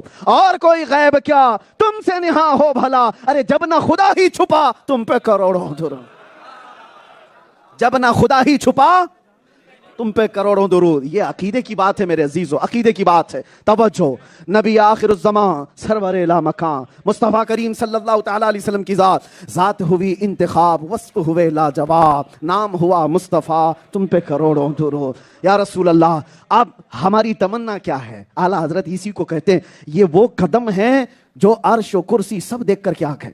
یہ وہ قدم ہے آسمانوں کو بھی رون دیا۔ بیت المقدس کیا ہے؟ آسمانوں کا بھی سفر کر لیا۔ ارے ہم مکہ جا کر کے آئیں تو لوگ ہمارا ماتھا چومتے ہیں۔ سفر اگر مقدس ہے تو لوگ ہمیں ہمارے ماتھے کی بوسے لیتے ہیں۔ یہ ہے اس لیے کہ یہ جبھی وہاں پر جھک کر آئی ہے۔ ارے خانہ کعبہ کے قریب سجدے کر کے آئی ہے، چومنے کے قابل ہے۔ اور میرے آقا کے قدم کہاں کہاں جا کر کے آئے، کہاں کہاں جا کر کے آئے۔ اگر ختم کرنا ہے تو میں ختم کر دوں، کس چیز کی ہلچل ہے؟ جہاں ہے ہمیں یہ چیز پسند نہیں ہے، ذکر مصطفیٰ ہو رہا ہے، لوگ اپنے ہمہ ہمی میں نہ رہے، جو جہاں ہے وہیں رہ جائے۔ توجہ، سب سے بڑا ادب یہ ہے میرے مصطفیٰ کے ذکر میں ادب باقی رہے۔ یہ صحابہ کی سنت ہے۔ آپ کو ایک بات میں بتا دوں، حضرت عبداللہ بن رواحہ، یہ بیچ میں بات آئی ہے ادب کے لیے میں بتا رہا ہوں۔ حضور پاک صلی اللہ تعالیٰ علیہ وسلم مسجد نبوی میں خطبہ دے رہے ہیں اور صحابہ جو اندر بیٹھے تھے اندر بیٹھے، اور جمعہ میں جو لوگ باہر سے آ رہے تھے ابھی، اس میں ایک صحابی عبداللہ بن رواحہ، میرے آقا نے یہاں منبر سے خطبہ دیتے ہوئے کہا بیٹھ جاؤ بیٹھ جاؤ۔ حضور نے جیسے ہی یہ فرمایا، اندر جو بیٹھے تھے یا جو کھڑے تھے ان کے لیے ہو سکتا ہے، عبداللہ بن رواحہ باہر آ رہے تھے، وہ گلی میں باہر روڈ پہ ہی بیٹھ گئے، ان کے کانوں میں نبی پاک کی آواز آئی، وہیں بیٹھ گئے، اور اس کے بعد اس طرح سے گھستے گھستے اپنے پیروں کو مسجد نبوی کی طرف آنے لگے۔ لوگوں نے کہا عبداللہ بن رواحہ تم یہاں کیوں بیٹھ گئے؟ وہ تو رسول اللہ مسجد میں کہہ رہے ہیں۔ عبداللہ بن رواحہ نے کہا میرے نبی کی آواز میرے کانوں میں پڑ گئی، پھر اس کے بعد مجھے عمل کرنا واجب ہو گیا۔ اگر میں کھڑا رہ جاتا تو کہیں غداروں میں میرا شمار نہ ہو جائے۔ یہ ہے فرمان نبوی پر عمل کرنے والے لوگ تھے۔ بہرحال سنیے، میں بات یہ عرض کر رہا تھا، رب تعالیٰ کے حضور میرے آقا نے جو ذات الہی کا مشاہدہ کیا اور اس کے بعد آئے، وہ قدم کہاں کہاں کا سفر کر کے آئے۔ ہم مکہ جا کر کے آئے، مدینے جا کر کے آئے، لوگ ہمارے ہاتھ چومیں، ماتھا چومیں، اور پھر لوگ قدم بھی چوم لیں کہ یہ وہاں جا کے آئے، میرے نبی کے شہر جا کر آئے، مکہ مکرمہ خانہ کعبہ کے پاس جا کر کے آئے، اور پھر اللہ کے نبی کہاں جا کے آئے؟ جنت بھی، اور عرش بھی، کرسی بھی، لوح و قلم بھی، اور سدرۃ المنتہا، ملائے اعلیٰ کے اوپر رف رف پہ سواری، براق پہ سواری، لامکاں کی سیر، اور میرے رب کے قریب جا کر آئے۔ یہ قدم وہاں جا کر کے آئے، ان قدموں کی برکت کا کیا کہنا، یہ تلووں کی بات کیا ہو سکتی ہے؟ اسی لیے اعلیٰ حضرت نے اپنے سلام میں یہ تمنا کی ہے۔ کیا تمنا کی ہے؟ دل کرو ٹھنڈا میرا، وہ کفے پا چاند سا۔ کفے پا کس کو کہتے ہیں پتہ ہے؟ پیر کے تلوے کو کفے پا کہتے ہیں، یہ فارسی لفظ ہے۔ کفے پا نیچے کا جو تلوا ہے اس کو کیا کہتے ہیں؟ کفے پا۔ اور میرے آقا کا تلوا جو ہے چاند جیسا تھا، چاند جیسی چمک تھی۔ اور اعلیٰ حضرت کہتے ہیں یا رسول اللہ دل کرو ٹھنڈا میرا، وہ کفے پا چاند سا۔ ارے سینے پہ رکھ دو ذرا، سینے پہ رکھ دو ذرا۔ تمنا یہی ہے سنی کی کہ یہ وہ قدم ہے جو رب تعالیٰ کے حضور جا کر کے آئے۔ اگر وہ تلوا سینے پر پڑ جائے تو پھر کیا کہنا، عشق کا امام بن جاتا ہے۔ سنیے، جو بات میں کہہ رہا تھا وہ یہ ہے کہ لوگ سوالات کی بوچھار کر رہے تھے، بیت المقدس کیسا تھا بتائیے، میرے آقا نے بتا دیا۔ پھر مکہ والے چالاکیاں ایسی کرتے تھے، انہوں نے یہ پوچھا اچھا کچھ قافلے بیت المقدس کی طرف گئے ہوئے تھے مکہ کے، کیا آپ نے صحیح میں بیت المقدس کا سفر کیا ہے؟ تو بتائیے کوئی قافلے آپ کو دکھے بھی، کوئی قافلے آپ کو دکھے بھی؟ حضور نے فوراً کہا ہاں 3 قافلے میں نے دیکھے ہیں، 3 قافلے ہی گئے تھے۔ حضور فرماتے ہیں تو ان مکہ والوں نے کہا اچھا بتائیے کون سا قافلہ تھا؟ حضور فرماتے ہیں پہلا قافلہ مقام روحہ پر مجھے نظر آیا، اور ان کا ایک اونٹ گم ہو گیا تھا، وہ لوگ اپنا اونٹ ڈھونڈنے کے لیے وہاں پر رکے ہوئے تھے، مجھے پیاس لگی تھی اور ان کے کوہان میں پانی تھا، میں نے پانی بھی پیا، اور اس کے بعد میں نے ایک شخص کو سلام بھی کیا تو قافلے والوں نے بڑھ کر کے کہا کہ یہ تو محمد کی آواز ہے. مکہ کا قافلہ تھا. حضور نے کہا, قافلے والوں میں سے ایک نے کہا یہ تو محمد کی آواز ہے, آنے کے بعد ہو سکے تو پوچھ لینا. دوسرا قافلہ مقام ذی فجا میں دیکھا, دو بھائی, دو قریبی دوست ایک ہی اونٹ پر سوار ہیں, اور جب میری سواری ان کے قریب سے گزری تو ان کا اونٹ بھدک گیا نوری مخلوق کو دیکھ کر, تو وہ دونوں نیچے گر گئے. اس میں سے ایک کا ہاتھ بھی ٹوٹا, اور واپس آنے کے بعد ہو سکے تو یہ بھی نشانی پوچھ لینا. تیسرے قافلے کو بھی میرے آقا نے فرمایا میں نے اس کو مقام فلاں پر دیکھا ہے, اور ان کے سب سے آگے دو اونٹ ہیں, اور وہ دھاری دار یعنی آدھا سفید آدھا اجلا نشان ان کے اوپر ہے, اور وہی دونوں اونٹ ان کی رہبری کرتے ہوئے آگے چل رہے ہیں. تینوں نشانیاں میرے آقا نے بیان کی. اور اس کے بعد سنیے, مکہ والوں نے کہا اچھا ٹھیک ہے, 3 قافلے آپ نے دیکھے سفر میں, ذرا یہ تو بتائیے کہ یہ کب تک مکہ واپس آئیں گے, کب تک آئیں گے؟ حضور نے بیان بھی کر دیا, کل کی صبح سورج نکلنے کے وقت, سورج نکلتے ہی پہلا قافلہ مکہ میں آ جائے گا.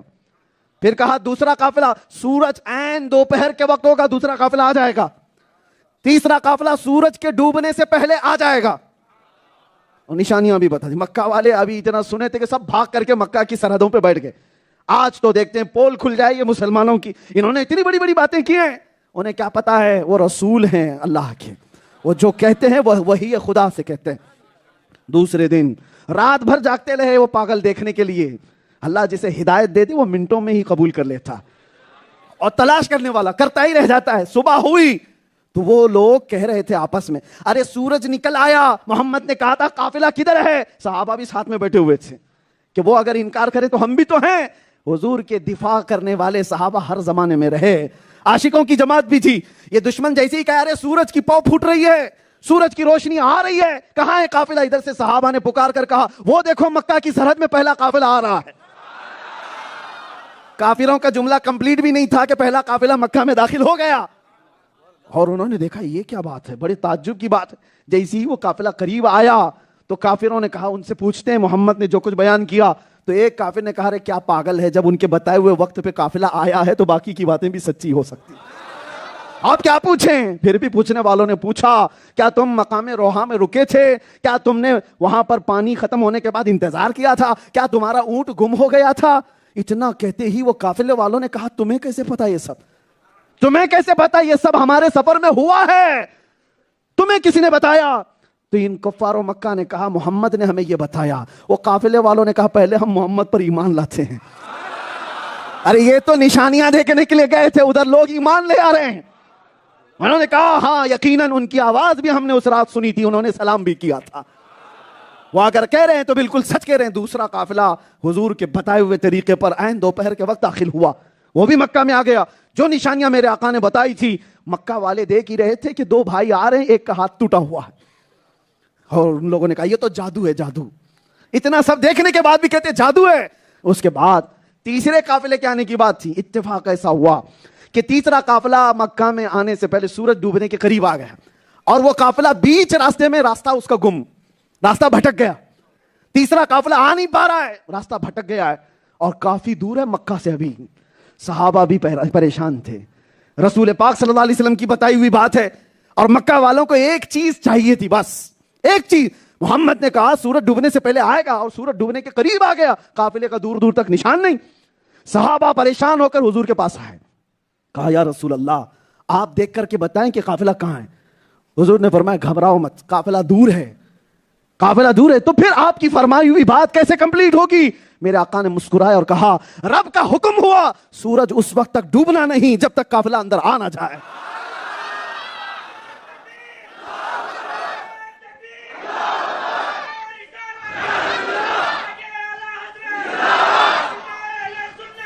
توجہ, سورج کو اللہ تعالیٰ کا حکم ہے. میرے آقا نے فرمایا سورج کو اللہ کا حکم ہے, اے سورج جہاں ہے وہیں ٹھہر جا, اس وقت تک ڈوبنا نہیں جب تک یہ تیسرا قافلہ مکہ میں آ نہ جائے. میرے آقا نے فرمایا گھبرانے کی ضرورت نہیں, سورج جائے وہیں کھڑا رہے گا, نہیں ڈوبے گا. اور پتہ نہیں کتنا وقت گزر گیا, سورج ڈوبا ہی نہیں. کافی وقت کے بعد بھٹکا ہوا قافلہ جیسی ہی مکہ میں داخل ہوا, سورج ڈوب گیا.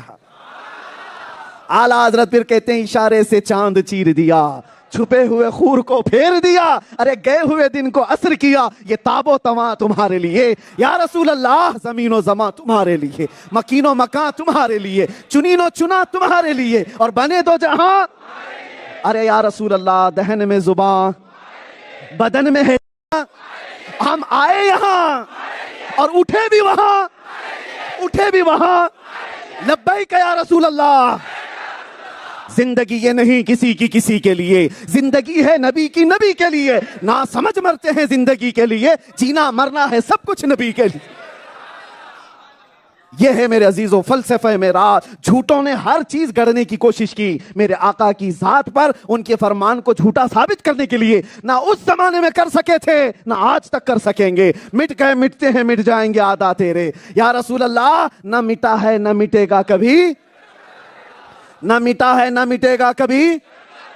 और याद रखो, भौंकने वाले भौंकते रह जाएं। हाँ, ये हमारे हिंदुस्तान में भी फलसफे मेराज पर एक बड़ा वाकया पेश आया था।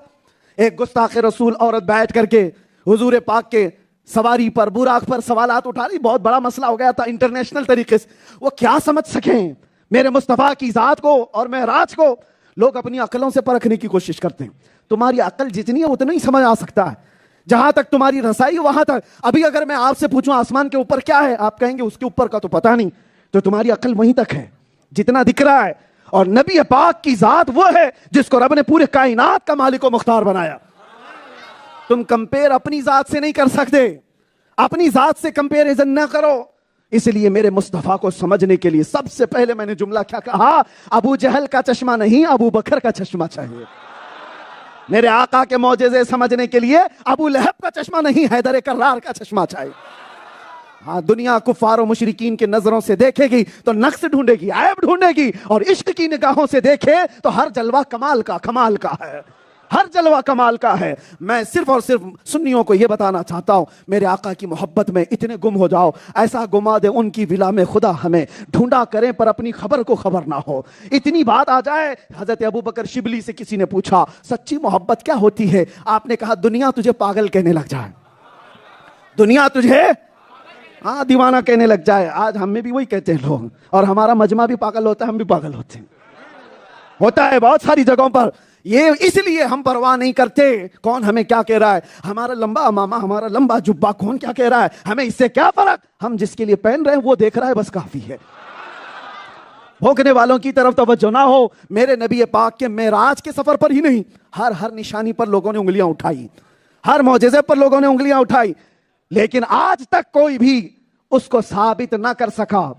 और जॉर्ज बर्नार्ड शॉ एक बहुत बड़ा मौर्रिख है, तारीखदान और राइटर है, इंग्लिश में उसको बहुत अच्छा मकाम दिया गया है। जॉर्ज बर्नार्ड शॉ ने कहा, मैंने दुनिया के बहुत सारे रेवोल्यूशन देखे, मार्क्स का, लीनिन का, और भी बहुत सारे। उनके रेवोल्यूशन 100 साल से ज्यादा नहीं चले, मिट गए। लेकिन मदीने से निकला हुआ एक रेवोल्यूशन ऐसा है, वो मोहम्मद अरबी का है। जमाना उनका खत्म होकर के 14 सदियां हो गए, लेकिन इस्लाम थमता ही नहीं है, इस्लाम रुकता ही नहीं है। आज मार्क्स की, लीनिन की तारीफ करने वाले, बादशाहों की तारीफ करने वाले लोग ही नहीं है। लेकिन यह कैसा सिस्टम है पूरे इस्लाम का, हर आने वाला मोहम्मद अरबी के कसीदे पढ़ता जाता है। दुनिया चुन चुन करके हुजूर की तारीफ करने वालों को मारती है, कत्ल करती है। फिर आपने देखा अंग्रेजों का भी मिशन यही था, जो हुब्बे मुस्तफा पर ज्यादा बात करे उसको काला पानी भेज दो, अंडमान निकोबार या फांसी की सजा। और जो हुजूर की तारीफ में बात ना करे, तुम्हारी अंग्रेजों की हुकूमत। अरे जिल्ले इलाही कहते थे कुछ मौलाना लोग, अंग्रेजों को जिल्ले इलाही कहते थे। उनको वजीफे दिए जाते थे, 500 पाउंड बर्तानिया से आते थे, इंग्लैंड से, ऐसे बहुत सारे मौलवी थे। वो खतरा नहीं थे, उनको हुकूमतों से हिस्से दिए जाते थे। मौलाना फजल हक खैराबादी पूरी जिंदगी उनकी जेल में, किफायत अली काफी, उनको मुरादाबाद के चौराहे पर फांसी पर लटकाया गया। ये सारे आशिकों को हर जमाने में चुन चुन के मारा जाता है, कत्ल किया जाता है। जो नबी के कसीदे ज्यादा पढ़ता है उसको मारा जाएगा। हमें पता है हमारा भी अंजाम क्या होगा, लेकिन खौफ नहीं, डर नहीं, इसलिए कि हमने तारीख देखी है। मुरादाबाद के किफायत अली काफी को अंग्रेजों ने फांसी पे चढ़ाया था। क्यों? ये हर बार नाते रसूल से लोगों को माफ कर देता, ये लोगों को पागल दीवाना बनाता है। मोहम्मद अरबी की मोहब्बत का फांसी पर चढ़ाया था, और कैसे 7 दिन कैद में रखकर उनके जिस्म पर स्त्री फेरी थी। گرم استری پھیرتے تھے اور جب چمڑی جلتی تھی تو اس پہ نمک چھڑکتے تھے. ایک عالم دین عاشق رسول کو. لیکن ان کی انتقال کے بعد جب پھانسی پر چڑھایا گیا, انگریز جشن مناتے رہے, خوشیاں مناتے رہے. ایک ایسے عالم کی زبان بند کر دی جو بار بار محمد عربی کی بات کرتا تھا اور لوگوں کو زندہ کرتا تھا. مٹا دیا ہم نے. ان جاہل الوؤں کو کیا پتا کہ رب کا دستور کیا ہے. مراد آباد میں تم نے پھانسی پہ چڑھایا, 100 کلومیٹر دور بریلی میں اللہ تعالیٰ احمد رضا پیدا کر رہا. وہی زمانہ ہے.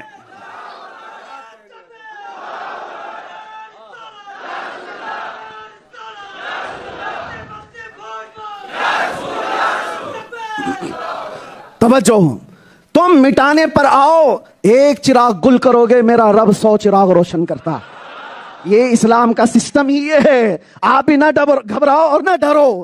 ہم نے تاریخ دیکھی ہے. اور آخری جملہ میں یہ کہہ کر کے جاتا ہوں, یہ ایک سلمان تمہارے سامنے کھڑا ہے, لوگ اس کی فکر نہ کریں. یہ آواز کسی دن بند ہوئی تو ایسا نہیں کہ نظام رکنے والا ہے. یہ نظام کبھی نہیں رکا, اس کو قیامت تک روشن رہنا ہے. ایک مرے گا, رب تبارک و تعالیٰ ہر گھر میں سلمان پیدا کرے گا, مجھ سے بہتر پیدا کرے گا, مجھ سے بڑے پیدا کرے گا. اور وہ پورے دین اسلام کو اسی طرح بیان کرتے رہیں گے قیامت تک, اور ہر بچے کے اندر عشق رسول جگاتے رہیں گے.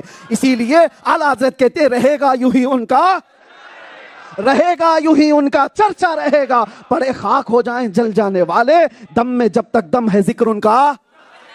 خاک ہو جائیں عدو جل کر مگر ہم تو رضا, دم میں جب تک دم ہے ذکر ان کا.